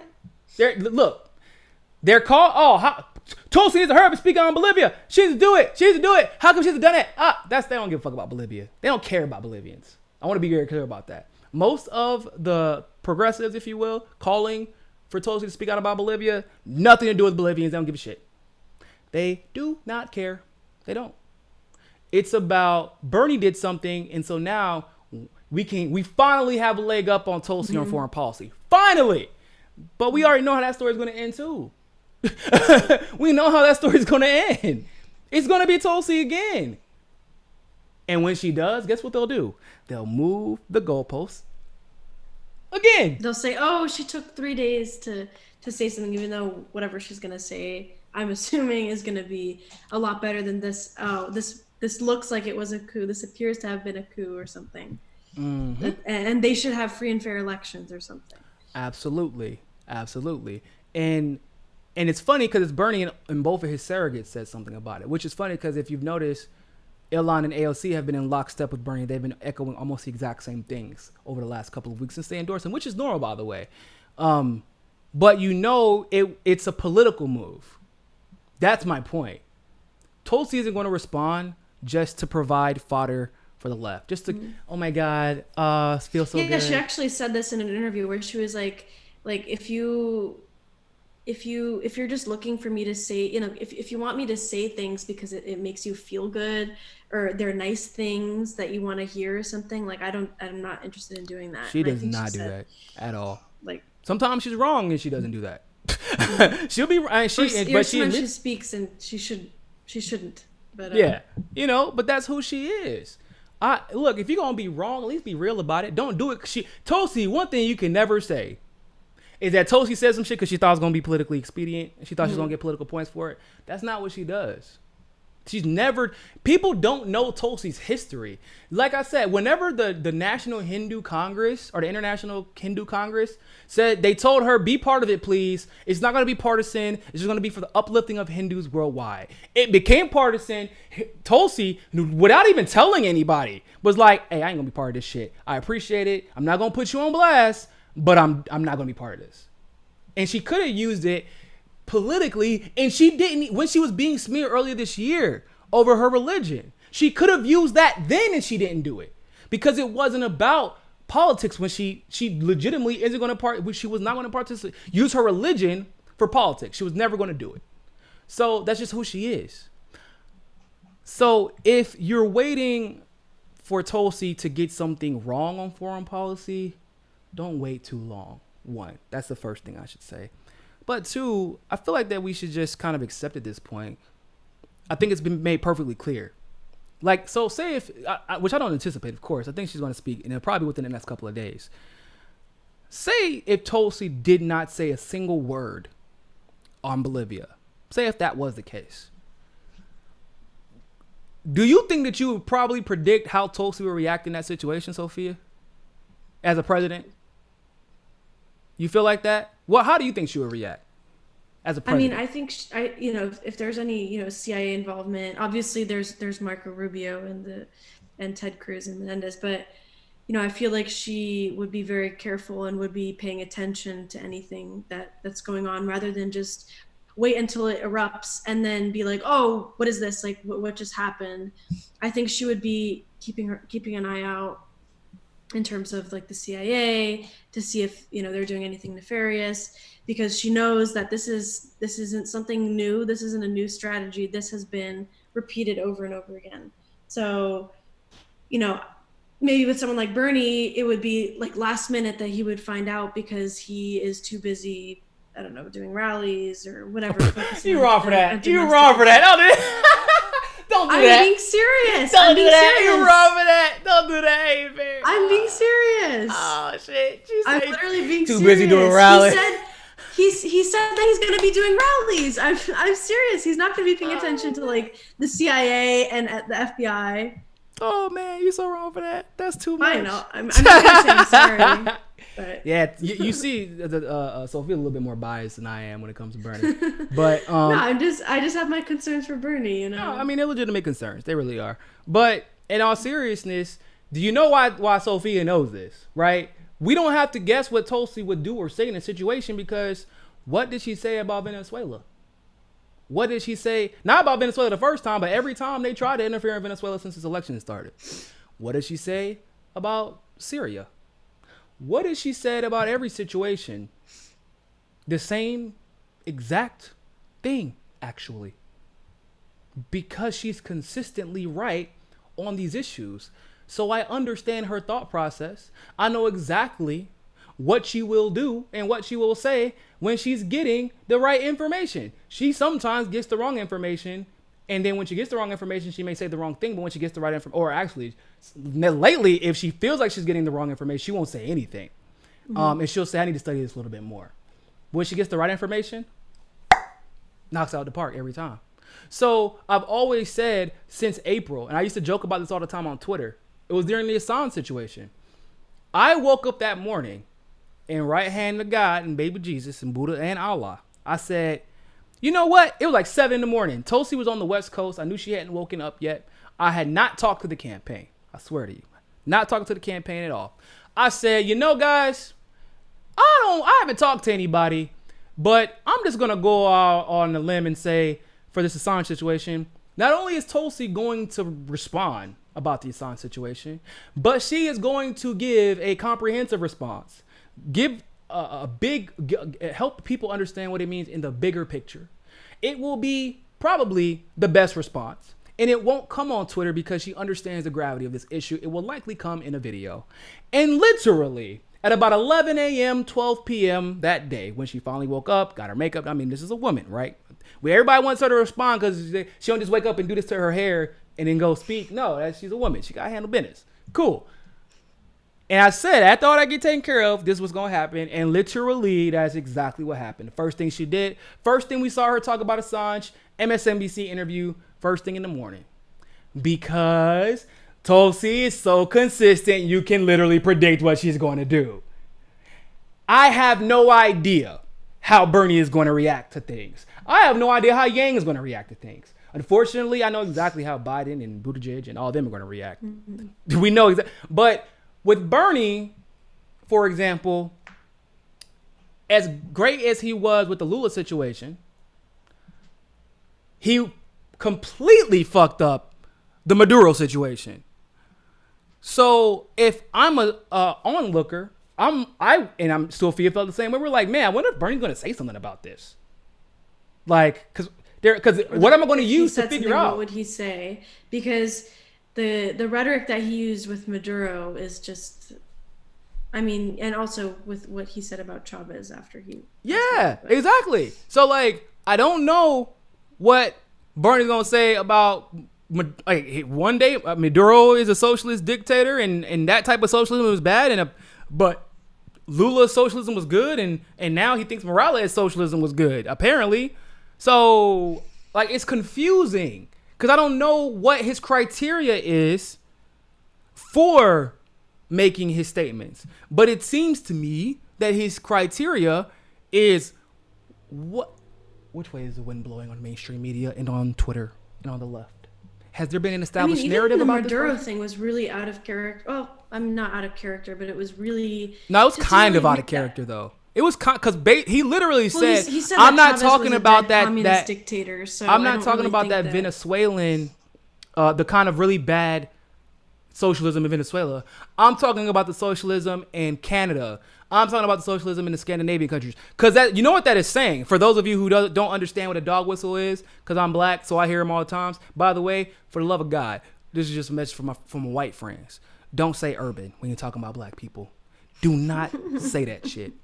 It's racist. I don't know. It is. What happened was we figured out that ghetto was about us, so they switched it to urban.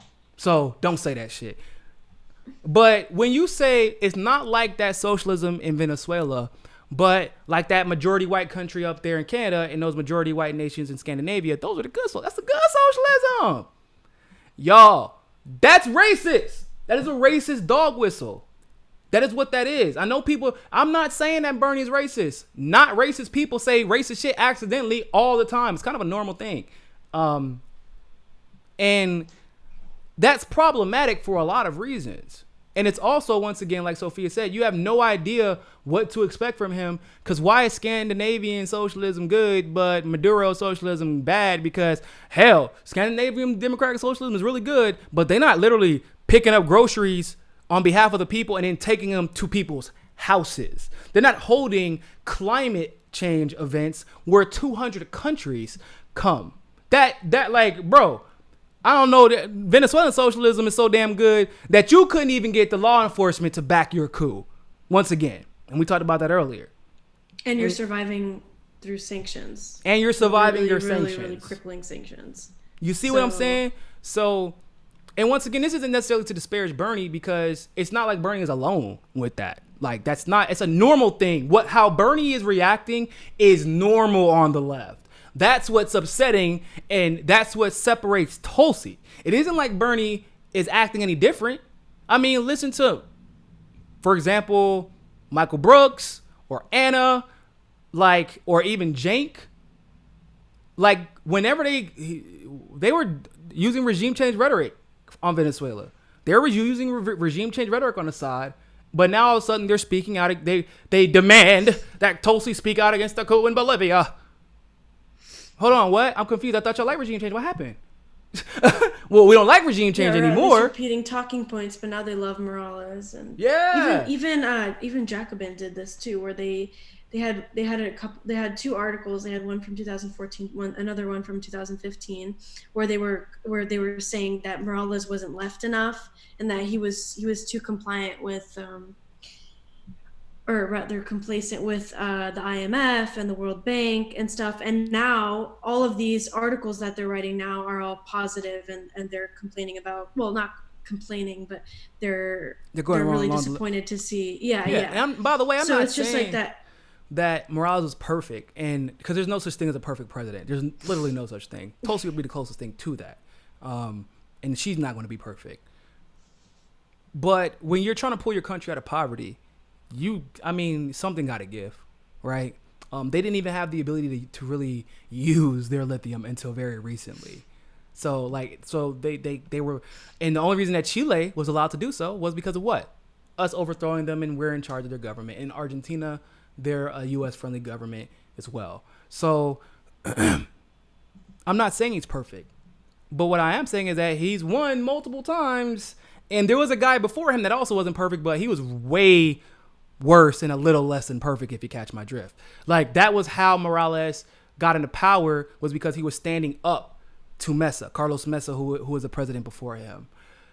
But what's inconsistent, once again, is it's not just a Bernie thing. I wish it was if it was just a Bernie thing, I feel like this issue would be a little bit easier. But it's not just a Bernie thing. Bernie is saying what has been in his parroting rhetoric that has been normalized on the left. That's the problem. We can move Bernie left if we finally got narratives correctly, and all together. Like the left, if we would finally reach consensus, which I believe should be obvious on the left, then we should be good. But we can't even accept facts that Assad didn't do chemical attacks. We can't even accept that, despite every rational leftist. You can't even accept that Assad is a victim of U.S. imperialism. Yeah, we can't even accept that. We can't even accept on the left at large that Maduro is a victim of U.S. imperialism. They always start off by saying, well, two things can be true, right? U.S. imperialism can be true, and Maduro can be a bad leader. Okay, so who's saying that Maduro is a bad leader? Well, the U.S. imperialists. But that's not, I don't want to hear it. Okay, just the fact that it's the U.S. only singling him out when, once again, and I love this part, hey, y'all, because we all about democracy. How much has Mike Pompeo tweeted out about the billionaire president of Chile, who is having massive protests against him right now, demanding his resignation? The people demanding his resignation. Because we concerned about democracy. We're concerned about it, right? We all about coups and telling people they need to step down. What does the OAS say about the situation in Chile? Actually, they've been demonizing the protesters. The OAS has.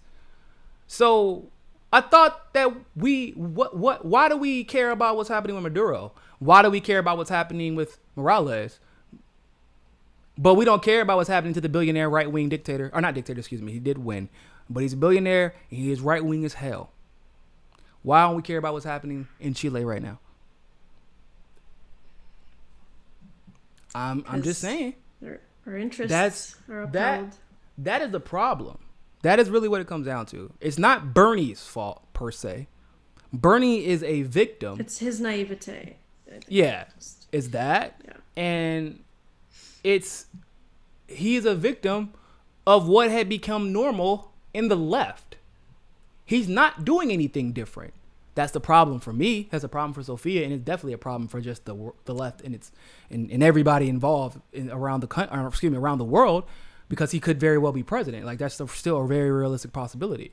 But this is also why it's important for independent media to get it right. And you got to hold indie media, because now I would say, just from my experience at Politicon alone, bro, we dominate the narrative. And it's more important for us to get it right than it is for the mainstream to get it right. When I see a 3-hour line for Kyle Kalinske at Politicon in Nashville, Tennessee, so this wasn't even a leftist bastion like the last few times at Politicon, that is showing that we are the ones controlling the narrative. So if we're the ones controlling the narrative, then we have to get it right. We're kind of getting Bolivia right. Finally, we're mostly getting it right. I'm surprised.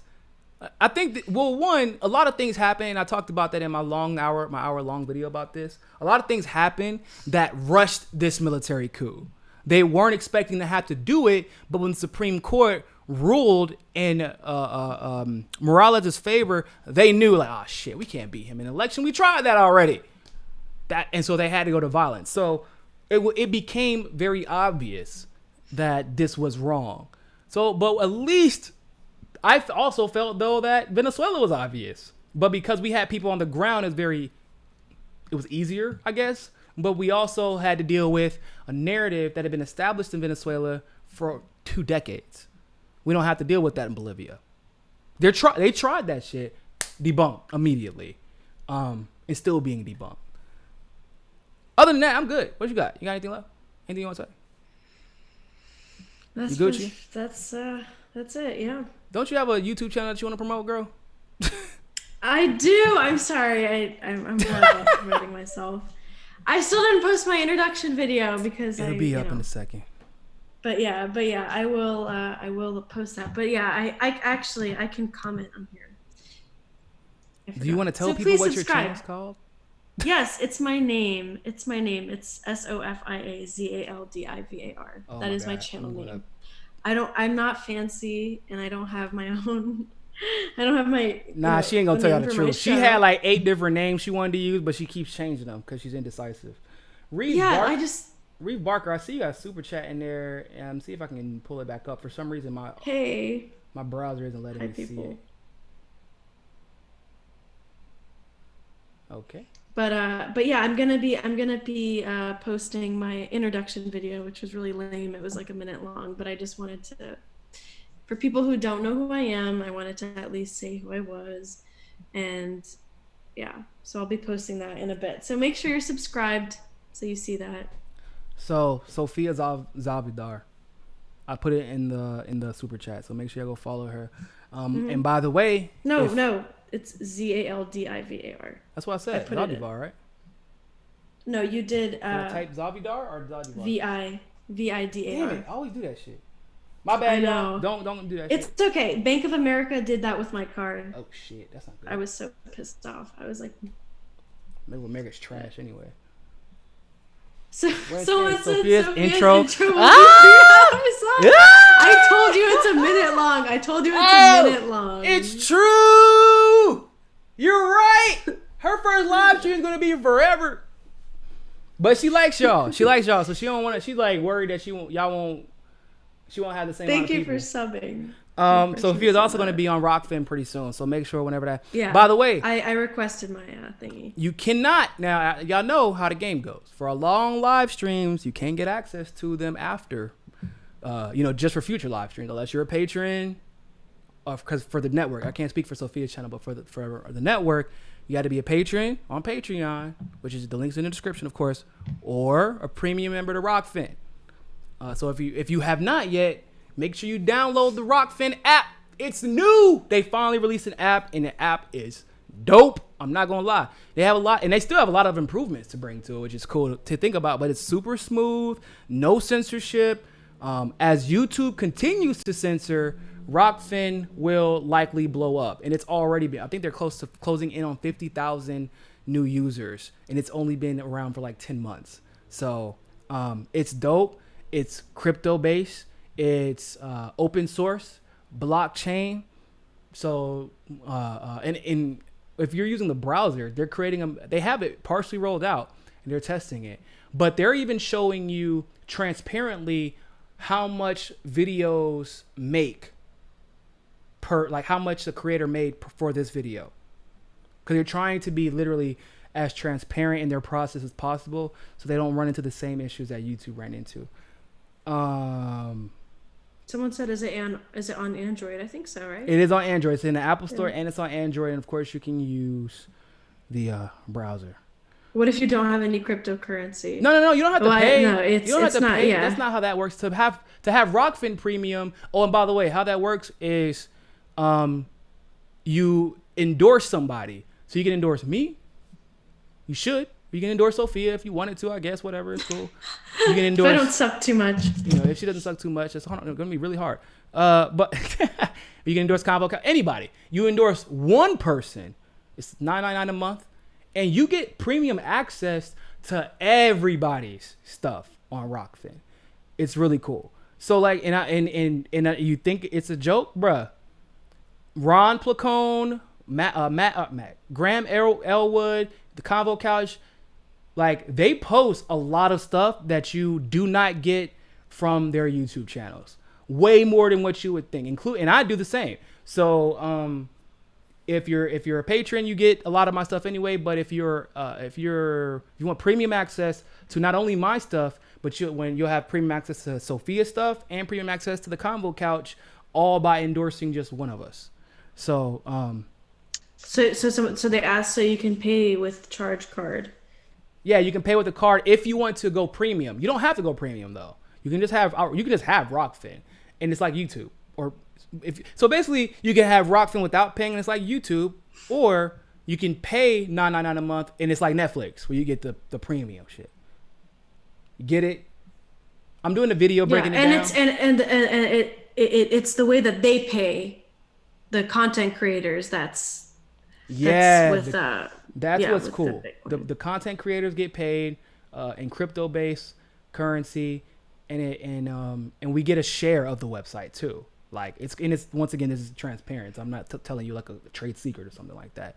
They wanted to really center the movement again. Like what made YouTube so popular was focusing on the creator and focusing on them being able to engage with their followers. And yeah, obviously there's a profit motive, if you will, because we still need to get paid to do what we do. But like when you focus only on the profit motive, like what YouTube has done, it's not even about the viewer anymore. It's about 4 or 5, or not 4 or 5, but like maybe 20, 25 creators that were originally with the platform that are super famous, that make them the most money. Then it's about, like it used to be, let's make people who otherwise would not be able to be seen famous. Now it's, let's give mainstream people who are already famous and rich more access to make them more famous and more rich. That's basically what it's become. I get more shit from The Daily Show and ESPN. Like I sub to different alternative sports shows too, because they do different breakdowns that you don't get on the mainstream sports networks. And like I don't even get them anymore. I get ESPN shit and Fox Sports 1 stuff. And that's not cool. That's not cool. So someone asked, is all Rockfin content premium? No, Akeem, I just said that. You don't have to. You can still get the regular content that I would post like here on Rockfin. It's the premium stuff that you have to have. That you had to have endorse somebody for. Toasty 2020, appreciate it. Thank you, Grandma Tippy Toes. Disney Plus sucks for real? How much is it? It's like $5 a month, something like that. Oh wow. Funny story. In my group chat, everybody was like, "Hey man, so Disney Plus comes out." I got like 5 people. Everybody grown. Everybody got jobs. But everybody like, "Man, Disney Plus came out, man. So what's up, bro?" And everybody like, "What you mean what's up? Which one of y'all got that password, dog? You ain't got it? We thought you had it." "Nah, man, I was waiting for one of y'all to get it." "Well, I don't got it, man. I got bills to pay." "Well, what you mean? You using my Netflix password?" Somebody else, "What you doing? You using my Hulu password?" "Well, man, one of y'all using my damn PlayStation Network password. I ain't even tell y'all I could use that." Like, so nobody gonna give up this Disney. So literally, I haven't gotten Disney Plus specifically because we're in a general strike right now. We're trying to figure out which one bends the knee first, because we're gonna get one of them. We're gonna get somebody. But hey, man, it's hard out here. Income inequality is the highest it's ever been, and racial income inequality is even higher. We broke. We got bills to pay. We got bills and shit, and we in a recession. I ain't got $5.99 to be paying for no damn Disney. I ain't got time to watch TV as it is. Shit, I have to listen to the news, play with my babies. I got 6 cats, y'all. You know how much attention 6 cats want? They've been yelling at my door this entire time. I got a dog I gotta play with. I gotta play video games to be sane. Y'all, I gotta deal with Sophia. You know how hard to deal with Sophia? Sophia sent me 8 texts. All she does is politics. She has no life. Y'all seen it? No, y'all do know now because y'all see her live streaming on the channel. Y'all 4 hours? You know how she has 4 hours of talking to y'all? That's what I deal with in text messages. You think it's funny. You think it's no, it's real life. She's like that. It's not that. She not playing. She about this politics shit. Whenever people ask me, well, has Sophia been in politics before? Nah, but I guarantee she knows more about politics than you do. I can guarantee that shit. So you said my only gripe with rock fans when I scroll up and down, the middle of the section moves. Are you talking about on the app, Tony? Or are you talking about on the browser? Because if it's on the app, let me know, and I will talk to somebody on the team to see if I can do something about that. Yo, man, I've heard a lot of people say that The Mandalorian on Disney Plus is actually really good. Ashford Marrero, you like Tulsi for 2024? That's cool, man. So you're okay with her running for re-election after she's won already in 2020? That's what's up. I'm glad to know that you've already cast your vote for 2024 too. I have too. So. Tulsi's going in on Oh. Yeah, she's gonna win, y'all. She's gonna win. Michelle. I think, and what's going to be funny is I think she's going to win. I mean, yeah, because she's cool and she's popular and all that shit, and she has great policies. But I think it is going to be a slew. That was what I've actually predicted from the beginning. I was like, it's going to be a slew of dumb-ass mistakes by the establishment that is going to cause her to win. It isn't even necessarily going to be Tulsi or her great organizing skills that is going to get her into the office. It's going to be mistake after mistake. Like Kamala, she's stupid. She should have never tested, like when she went at Tulsi, when she demeaned Tulsi and tried to denigrate Tulsi, when she tried to make that top tier, bro, and then the next day, Tulsi's ad, oh, bruh. And I'm proud of that work. Oh, bruh. That was really bad. Have you not, if you try and out petty Tulsi, if y'all have not seen this pattern yet, you can't out petty Tulsi. Tulsi has a whole team of petty motherfuckers. Y'all don't even know. Y'all see what happened? Or she signs off V on Twitter. But yeah, I know that's Tulsi. Do you know how she petty? At least approved of that. Do you know how petty Tulsi is? When Sophia Rella, y'all know from the Convo Couch, went to work out with Tulsi for the Veterans Day workout. Pasta was supposed to be there because Pasta is actually the veteran out of the three. Pasta didn't go because the Jets were playing. And he was hungry. And while they're recording, and because they know that everybody recording this is at a meeting, they're recording. Pasta over here trying to be professional. And she looks at Pasta and goes, and you were supposed to be at the workout and you weren't there. Points at this man to his face, calls him out on camera. I'm like, bruh. And then he posted a video then on the Convo Couch. Tulsi calls Pasta out or something like that. Bruh. Then on top of that, she get V and Tulsi get Fiorella to try and get me because look, I'm not working out with y'all crazy, bro. I got asthma. I keep telling people these muscles are fake. I know y'all think they real. I know y'all think I'm strong. These muscles is about as fake as can be. They just for looks, y'all. It's just for the gram. They're as fake as Anna Kasparian's nose. Oh man, but yeah, kinda. Except for I work for these, okay. Well, she worked too for the money to pay for it. Okay, I guess. But anyway, her nose is kind of real, kind of not. Kind of real. But when so Tulsi and V get Fiorella while they're at the beach together to tag me and say, why weren't you here? Why don't you work out with Tulsi? I work out with Tulsi. And I'm like, bro, I got asthma. I can't do it. I got stuff to do. I got a profile. She was like, you're just making up excuses. I said, yeah, I'm absolutely just making up excuses. And she's like, okay, that's cool. Everybody here just wanted you to admit it. So they're literally gathered around a phone while Fiorella tweets at me to get me to admit I'm making excuses at Tulsi and Vrindavon's behest. Because that's how petty they are. And then V, Tulsi's sister, comments under the post and says, and this is your proof that you can work out, and they won't. Like, this is the family. Mind you, Abe is her video editor, so that Kamala ad, every petty ad that you have seen, this is her husband putting this together. So you got V calling out MSNBC in the middle of a debate from Tulsi's account, getting suspended from Twitter for tweeting wild shit. Like, you got her husband putting together the most petty ads of 2019. You got, I mean, bro, y'all don't even know her volunteer coordinator. Look, man, Yvette crazy. Y'all don't even know Yvette's worse than that. Probably all. This is just the team they got. Colin is the nicest one, really. And he's starting to take. He's starting sometimes, to. Yeah, he began to be petty too. It's a petty pack. That's what Tulsa 2020 is, man. And I'm here for it. I'm not gonna lie. I like the pettiness. I like Soul Construct. Why would I calm down? Why would I want to do that? That's whack. What you want me to be? Do you want me to be like y'all be are like bogus. Sam Simmer Cedar. the ego, bro. It'd be like Sam Cedar. Well, you know, Tulsi, really, Assad isn't a victim of U.S. imperialism. You know, Tulsi, really, bro, I cannot watch Sam Cedar. I try. Even before I had any idea that he was a shill, I could not watch Sam Cedar. Legitimately. I couldn't do it. I never had an interest, like when I tried it. Because at first, he was a brain Kyle. supporter. I've always liked Kyle because I thought he was funny and entertaining, but... Yeah, I definitely liked Kyle, you know... They rubbed me the wrong way. Way more than I liked just about everybody on the left, except for Jimmy at that time. Pac-Man also very boring. I could listen to him to fall asleep at night. Bro. Because he's just so David boring. Pac-Man. You know, like how there's a statement that people say... Have you ever heard that phrase, nobody loves Kanye more than Kanye loves Kanye? That's David Pac-Man. Nobody think that David is intelligent as David thinks he is.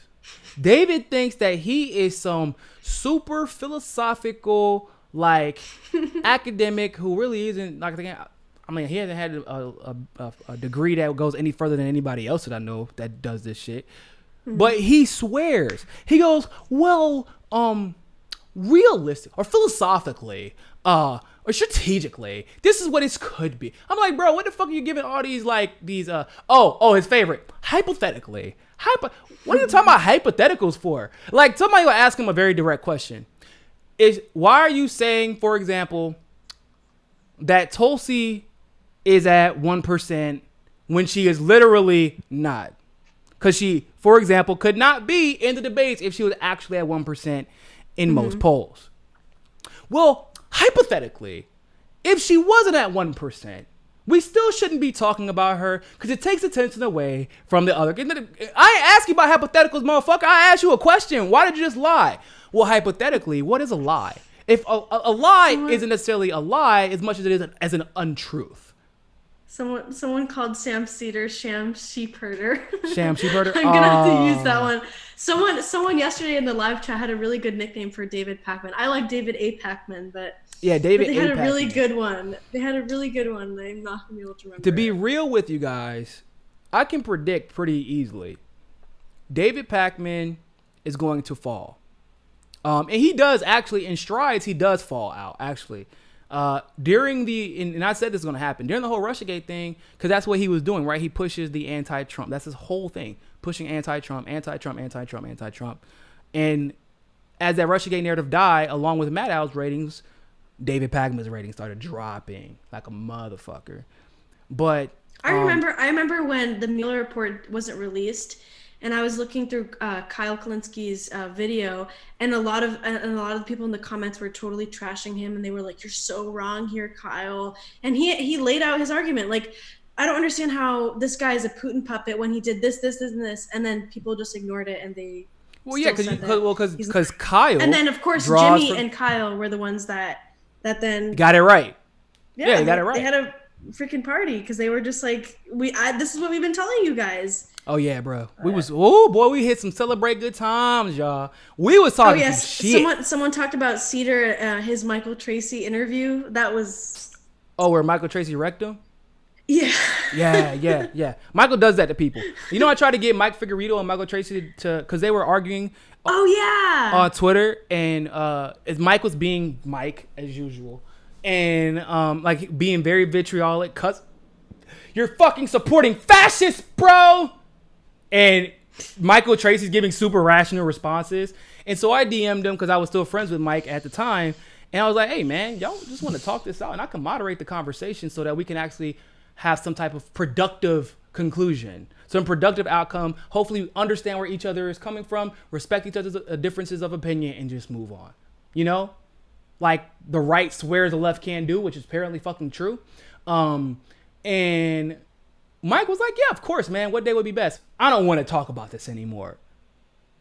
Hold on. No. Bro, you just went on there and said that Mike was sympathizing with fascists. He said he's a right-wing grifter, didn't he? Yeah, he called him right-wing grifter too.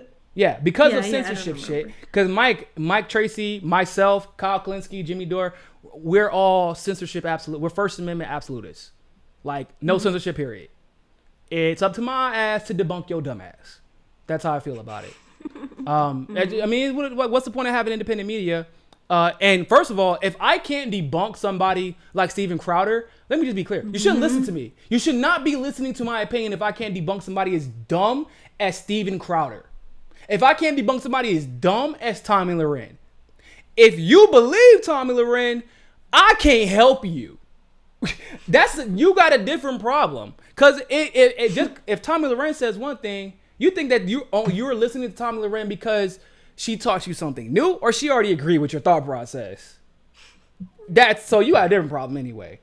And censoring a Tommy Loren, censoring a Alex Jones, censoring a Steven Crowder, that's not going to fix it. It just makes it seem like they're right and that there's like an agenda against them to hide their truth or something.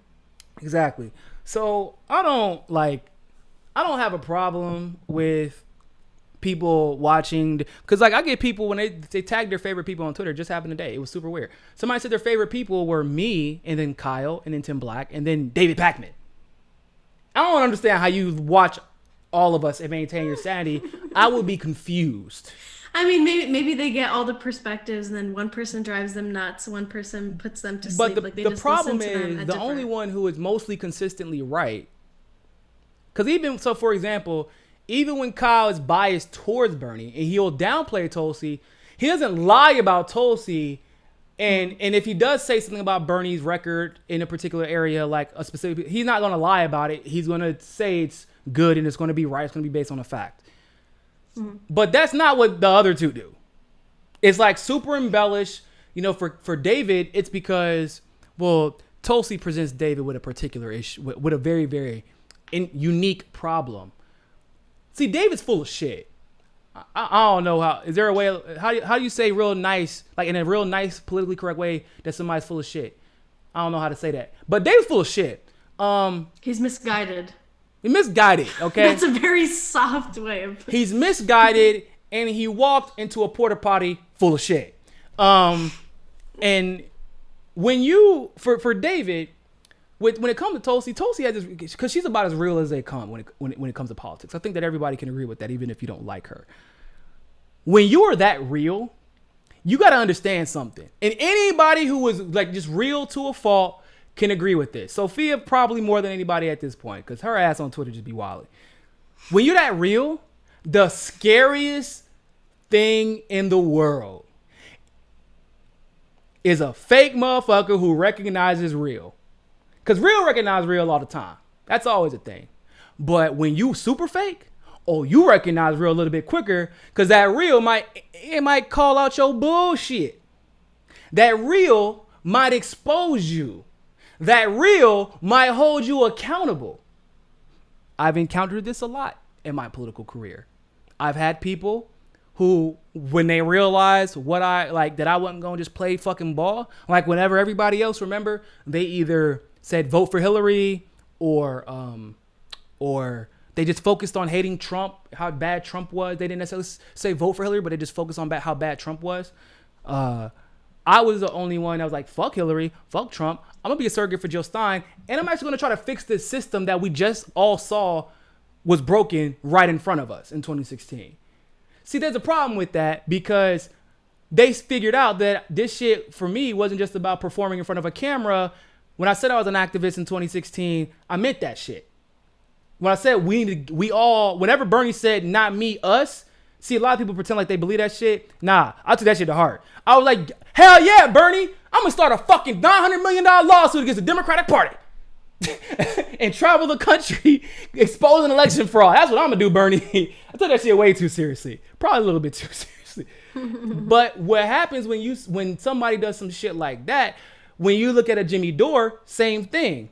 Why do you think Sam Cedar hates Jimmy Dore so much, other than the fact that Sam Cedar's comedic career is a complete and utter failure, and Jimmy Dore actually is funny as shit and is extremely successful, being exactly the person he wants to be and nobody else?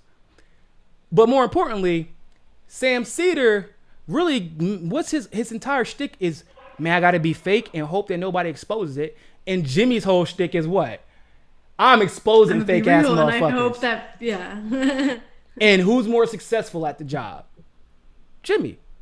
But if you're exposing fake motherfuckers and fake narratives specifically, who are you going to be most likely to expose? Sam Cedar. You get what I'm saying? So, especially in politics, and notice, Sam has to constantly bring up Jimmy's name over and over and over and over again. I don't think Jimmy's done one video. One video. With Sam, like 2 years ago, maybe? Like, and that was the end of it. Because Jimmy's like, bro, I don't need to give you no attention. He's like, this guy is like... Yeah, Jimmy, bro. Jimmy is low-key a savage. Once Michael Tracy did that video with him, I think... Jimmy's low-key a savage because it isn't like Jimmy won't call people out by name. He does that shit. But... And Sam Cedar, remember, this is an MSNBC guy. So but just because Sam says Jimmy's name so much, he's like, you know what? I'm not even going to acknowledge your ass. I'm going to just make you more and more and more and more pissed. That's a level of pettiness that I love. But when you're real, and like I said, Tulsi is about as real as they come as far as politicians are concerned. Tim Canova, another one. A lot of politicians hate Tim Canova because Tim Canova exposes their bullshit. Tulsi Gabbard exposes their bullshit. When you claim, do you know how big of a problem it is for Tulsi to introduce the OFF Act and then the Democratic Party turn around and say climate change is the most important issue of 2019 and then turn back around, and when Tulsi says, okay, so where are y'all votes at for the OFF Act in 2017, they're like, huh, what? What do you mean? I remember y'all said we don't have time to wait, but y'all waited for like 2 years and y'all still haven't even, what, huh? What, really? That was and then you got the Democrats once again who are saying, election integrity is an issue in Russiagate, and Tulsi like, for real? Remember I introduced legislation to take care of this. Y'all didn't say anything about it. Huh? What, girl? What you talking about? Don't be telling people that shit. Cause that's what happens when you real about your shit. You got receipts. You got credentials. You got your history. Legislation. You got your, politics, you got your legislation. You can say, when everybody else stands up on that stage and they say that same bullshit, climate change is the most important issue of 2019. We can't wait. Guess what? I don't care what Democrat it is, if it ain't Tulsi, because they're full of shit. They don't believe it. They don't believe it because if they believed it, the OFF Act would be passed. Or at least talked about. At least that. And, maybe, we can't get it past the Senate. So, okay, cool. Can you talk about it? No. Whenever I see people on the left say, we care about voter suppression. We care about voter suppression. I don't even think you actually care about voter suppression in Republicans. Because if you did, you would talk about Tulsi securing America's Elections Act. That's true. But you didn't because you don't give a fuck. I looked it up, and Jimmy's never posted a video with his name from what I can see, but he did do a debate with him, which I did not know, on the 2016 presidential elections. That was 3 years ago. Yeah, didn't Sam hang up? It's on him? Every fucking video. It's like Jimmy Dore's pathologically silly critique of Alexandria Ocasio-Cortez. Jimmy Dore responds to erasing Sam Cedar from live stream, and then it's just like, OMG, Jimmy Dore calls Sam Cedar a failed comedian. He is. Yo, it was like okay. A 5-minute video. Real talk, y'all. Real talk. You wanna know how I know that Sam Cedar's a failed comedian? Real talk. Yo, I didn't even know Sam Cedar was a comedian until 2 months ago when me and Michael Brooks got into it. He and Michael Brooks are supposedly both comedians. Oh no, it's bad. Sam Cedar used to write comedy for Sex and the City. He's actually a professional comedian. Had no fucking idea. Had no idea. He's been on Sex and the City. Had no idea. He and Michael Brooks are both stand-up comedians. They're like the two most, besides Pac-Man, they're like the two most boring commentators I've ever had to not interact with, but watch and Bruh, if people think that I'm a comedian because obviously I'm like super demonstrative in my mannerisms. I'm not a comedian, y'all. I'm just a fucking goofy ass nigga. I'm just goofy. Like, that's just who I am.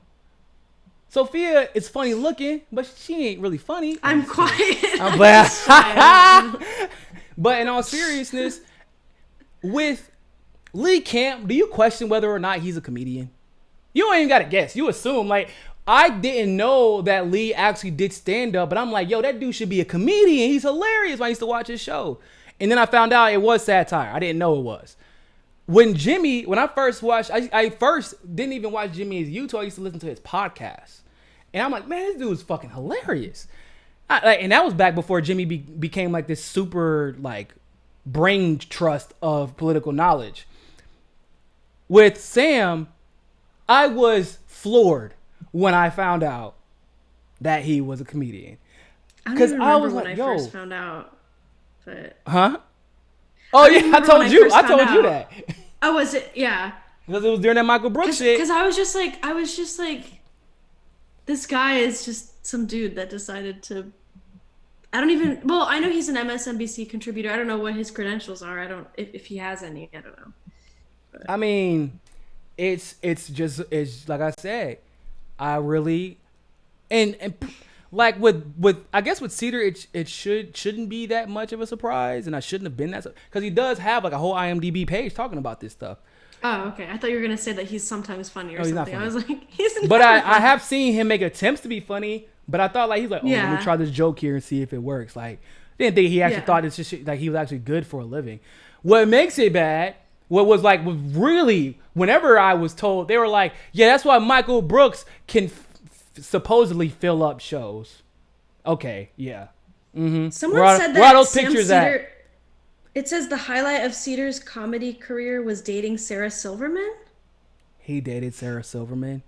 That explains so much sense. Yo, real talk, I have a question. What is up with, has anybody noticed this weird thing? Like, and it's more like a thing of privilege, I guess, than anything else. But like basically progressive or independent leftist journalism is dominated by Jewish people. And I never knew, because I didn't know that Sam Cedar was Jewish. I didn't know that Michael Brooks was Jewish. I didn't know that David Pakman was Jewish. I didn't know that Max Blumenthal, obviously, was Jewish. I didn't know that Aaron Matze was Jewish. I didn't know Katie Halper was Jewish until this year. I didn't know that Jimmy's not Jewish. Jimmy's Catholic, I believe. Right? Jimmy's Catholic. Yeah. Well, his family is. I don't think he's. I don't know. Yeah, he's his own thing. Well, actually, I think he might have mentioned it one time. Ben Norton is Jewish. I did not know. Bro, wow. It's like, damn, bro, we don't got a chance, bro. Shit. Seriously though, obviously Jordan Sheridan is Jewish. Like, there is literally, like, and it's crazy to me because I had never thought about it, because I didn't even know this whole Jewish thing in politics was a thing. Like, I didn't know about anti-Semitism in politics. I didn't know, because I'm, I guess, naive. Like, whenever people were like, I had critiqued George Soros and Rothschild in a video. I was covering a story. Oh my God, he looks so and somebody was like, oh my God, how dare you talk about George Soros and Rothschild like this? Are you anti-Semitic? And I was like, huh? What the fuck? What? George Soros is Jewish? And of course, I found out that he's like, if he is a Jew, he's the worst kind, because he was literally a Nazi. So there was that. That 60-minute interview, go check that shit out with George Soros. It is terrifying. But then I found out that Rothschild was Jewish through this interaction. Mind you, like I said, I'm naive. I know a lot about politics, but the petty shit, the identity politics shit, I'm not really like up to date on. So I'm finding a lot of this stuff out about people's identity recently, like this year. So it was my Israeli ex-girlfriend who told me that Rothschild. I was like, you're a liar. I ignored the guy. And she was like, well, Rothschild is Jewish. We have a place in like the main road in Tel Aviv is called Rothschild. I was like, but Rothschild doesn't sound like a Jewish name. She said, that's because that's not how you pronounce his name. It's Rothschild. I was like, well, I'll be damned. It is a Jewish name. I did not know this. So this is where all the anti-Semitism comes from. Oh, okay, it makes sense now. Because I didn't know. But it does show you, though, that you can use your leverage, your privilege, and your family's legacy to build upon itself. And that, like, I feel like you have a certain responsibility. Sorry, someone said Aaron Matei. I think he's Aaron Canadian. Is also Jewish. That makes so much sense. No, Aaron Matei is Jewish. Well, yeah, his father was Jewish. Yeah, right, because his you can't. Well, technically, his mom would have to be Jewish for it to pass down to him. That's how Judaism works. But yeah.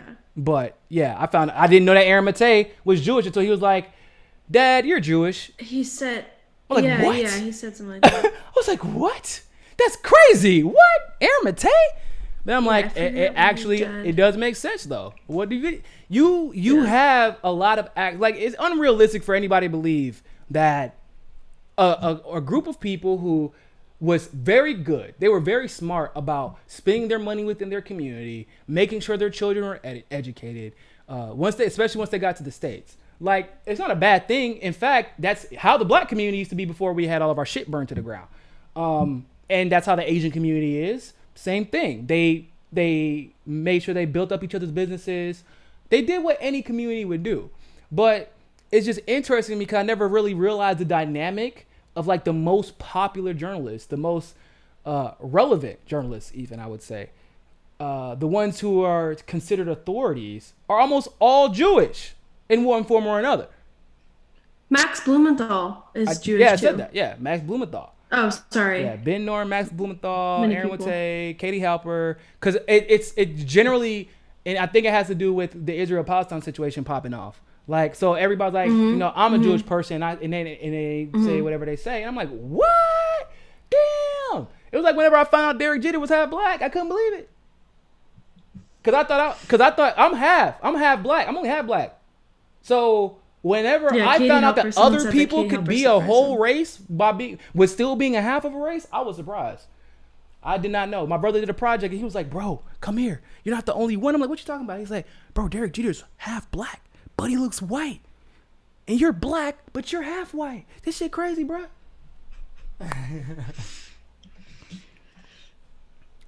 Well, I probably got to go soon. Yeah, I got to go to him too. I don't know. See, yeah. Sophia. I would stay here, but you said outside of report. My house is not to myself, to myself. So she said, to be honest, Michael Brooks has hilarious impressions. Maybe, I don't know. I don't watch him enough to find out. I've never seen Sparky. What's worse is Aaron Matei's Canadian. Bro, I totally get a Canadian vibe from Aaron. 100%. He's super, super nice. He can't be mean. Even when he's criticizing Bernie, it is the sweetest criticism that anyone could have. Like when he's on when he's on Twitter and Bernie says something that's like wrong or us aiding and abetting the military-industrial complex, he's like, Bernie, we expect more from you. I understand why you said it. Or it was like I think it was the Russia tweet, right? Yeah. And he was like, oh, Bernie has to buy into this so that he can get elected. Like Aaron will attack other journalists, and it's the nicest possible attack, unless you're mainstream. No, he's not like Glenn. Where Glenn makes these petty comments. Oh yeah, Glenn might be Jewish too. Oh yeah, Glenn Greenwald. Shit. Yeah, bro, I'm telling you, it's crazy. I didn't know this shit. Renston, dark-skinned folks in politics. It takes us a minute. We got whacked with COINTELPRO and IDPO. Man, Ren, you know about COINTELPRO? Shit. Okay, I hear you. Woke. Your video. But I'm being honest about if we're being real about the shit, it does say something when in the industry, because it isn't, mind you, this isn't just like the independent community is dominated by Jewish people. But more specifically, and I want to be very clear about this. It isn't dominated by Jewish people at large because there are a whole bunch of black Jewish people. There's a lot of them. A lot of them live in Israel. They live in Ethiopia. They live in Nigeria. I'm like, this is a real thing. So there's a lot of black, but it ain't just Jewish people. It's the white ones specifically.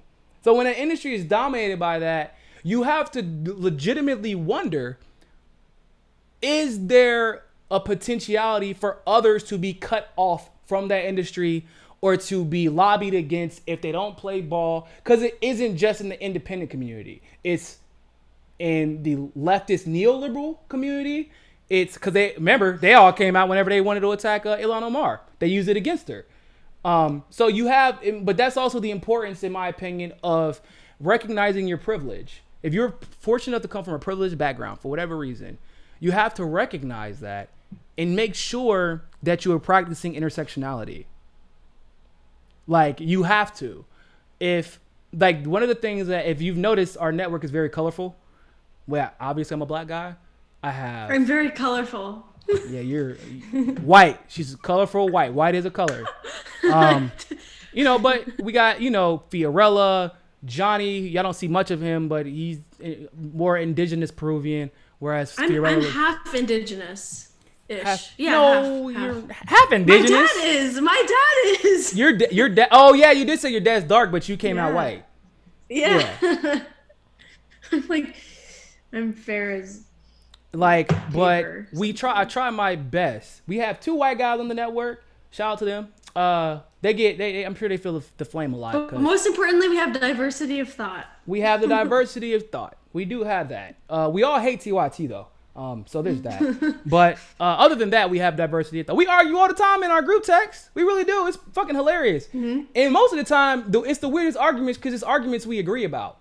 Mm-hmm. It's just like a small detail will turn into a 50-minute argument over it. Mm-hmm. That's welcome to the world. and then I'll get back on the group chat and I'll miss like 50 different texts about the same thing. Oh man, y'all, hey, don't tell them. But the funniest shit ever is when Pasta and Fiorella are arguing in the group text and they live in the same house. They're beside each other and they're arguing in the group chat for everybody. So Derek Schaefer said Sophia is whiter than me and I'm basically full German. Yeah, it's just my lack of exposure to the sun. I do get a little tan. Like my arms are pretty tan, but not right now necessarily. Yeah, Sophia goes out of her way to not be tan though. I'm snitching on you. But in all seriousness, y'all, that's why we all have to be, as a man, obviously, I'm aware of how men have basically dominated independent progressive journalism. It's one of the reasons why Fiorella was the very, very first person I brought onto the network, and Pasta came attached to her. In all seriousness, this is really what happened. And they started their show. But it was I knew for a fact that the first person I brought onto the network, I wanted to be a woman. I wanted to make sure that women were fairly represented. And because think about it, Kim came late in the game, and I'm very, very happy that she's thriving to the degree that she's thriving. But that's a rarity. Kim already had the network behind her. She already had like her equipment. She already had money and you know, to elevate herself. When you already look like somebody's backing you, then and she did have a backer, by the way, back then. When you look like, when somebody's already backing you, then it's easier for you to get support. Like, oh man, she's an authority on these issues. I should listen to her because she's a minority. That happens. But, however, caveat, when you are starting from scratch, like if Sophia would try to start her page by herself, being serious, not like as a comedian or anything like that, like it would be harder for her because she's young, because she's a woman, like because she's not backed by any major institution or publication or conglomerate. Like I had to go through my growing pains. And I think, like I said, we should all be cognizant of it. It isn't identity politics. It's like I'm gonna put it like this. I've run a few campaigns in my life. Well, I ran one campaign, worked as a chief advisor on another campaign, and I've consulted with a few other campaigns in my day. And I will tell you this. If you're trying to win a race, then you have to try not to hire a diverse staff, because there's literally no way you can win a race, especially as a progressive specifically, without hiring, or at least you're significantly decreasing your chances. Of course, the other candidate can be just absolute trash. But like, you can't have the best possible team without a diverse background for each individual person. And if you're going to have a diverse background for each individual person, there's no way they can all look the same color. There's no way they can all be from the same country. There's no way they can all be the same ethnicity. There's no way they can all be men. There's no way they can all be women. If you look at Tulsi's staff, walk into a room with Tulsi's staff, it looks like the fucking United Nations. Mind you, Tulsi did not mean to do this. That's what's key. It was, who is the best person for this job? Just so happened to be Hawaiian. Who's the best person for this job? Just so happened to be Indian. Who's the best person for this job? Just so happens to be a woman. Who's the best person for this job? Literally, a Mesopotamian is on her campaign, which I didn't know they were a thing, but that's a thing. Mesopotamian. Who black person? Like, she doesn't judge based off of literally anything, but when she's hiring for a campaign, are you the best at this job? She has one of her volunteer coordinators, one of her lead volunteer coordinators, like 21-year-old girl who is a beast. She canvasses, and I mean, she be winning people over like that. She's a great organizer. You think she's like, man, how old are you? Oh, I don't know if you have the experience. She said, well, let me see what you say. Let me hear what you have to say. Okay, you're really good at this. Go do it. That's one of the reasons she doesn't have to have a campaign office, but for some reason is once again at 6% in New Hampshire. When you're good, when you're doing what you're supposed to do, you have to go out of your way to not put diversity on your team to be successful. Like if you're doing what you're supposed to do. A lot of people don't do what they're supposed to do. They choose people that make them comfortable. They choose people who won't challenge them. They choose people with similar backgrounds, similar convictions, otherwise known as yes men, and it screws them over. It happened to Bernie in 2016, and he admitted it. But he didn't have a choice back then, I would say, because literally, let's be honest, black people had no idea who the fuck Bernie Sanders was in 2016. The guy was like, I'm going to run for president. Where are you from? Vermont. Bruh. Okay. Fun fact. Did you know Bernie's Iowa coordinator is Elon's cousin? Oh, really? Yeah. I thought it was a weird coincidence. I was like, man, he's from the same place that Elon is? How the hell did Bernie find a Somalian refugee who's interested in politics? He was also gay. Maybe Ilhan like knew who she was gonna endorse, and then that's what I'm saying. Oh yeah, she was always gonna endorse Bernie. Which is, I mean, that's not a problem. I'm just saying it was just really embarrassing. But I didn't know that. But it's cool. It's cool. But that's what I'm saying. So like in a situation like that, I would applaud Bernie, because who else is going to hire a Somalian refugee to be a state director for a campaign as major as Bernie's? A lot of people wouldn't. You know, so that's, so I got to give credit to him there. For Tulsi, basically all the media that she trusts in, I don't know how much she trusts Tucker, but she'll go on. But like the media that she gives like advisories to directly before everybody else gets it, we're all minorities. Except Jimmy. Except for Jimmy, of course, yeah. But it's once again, it's not based off of anything other than, well, I think y'all the best at what you do, and you just happen to be minorities.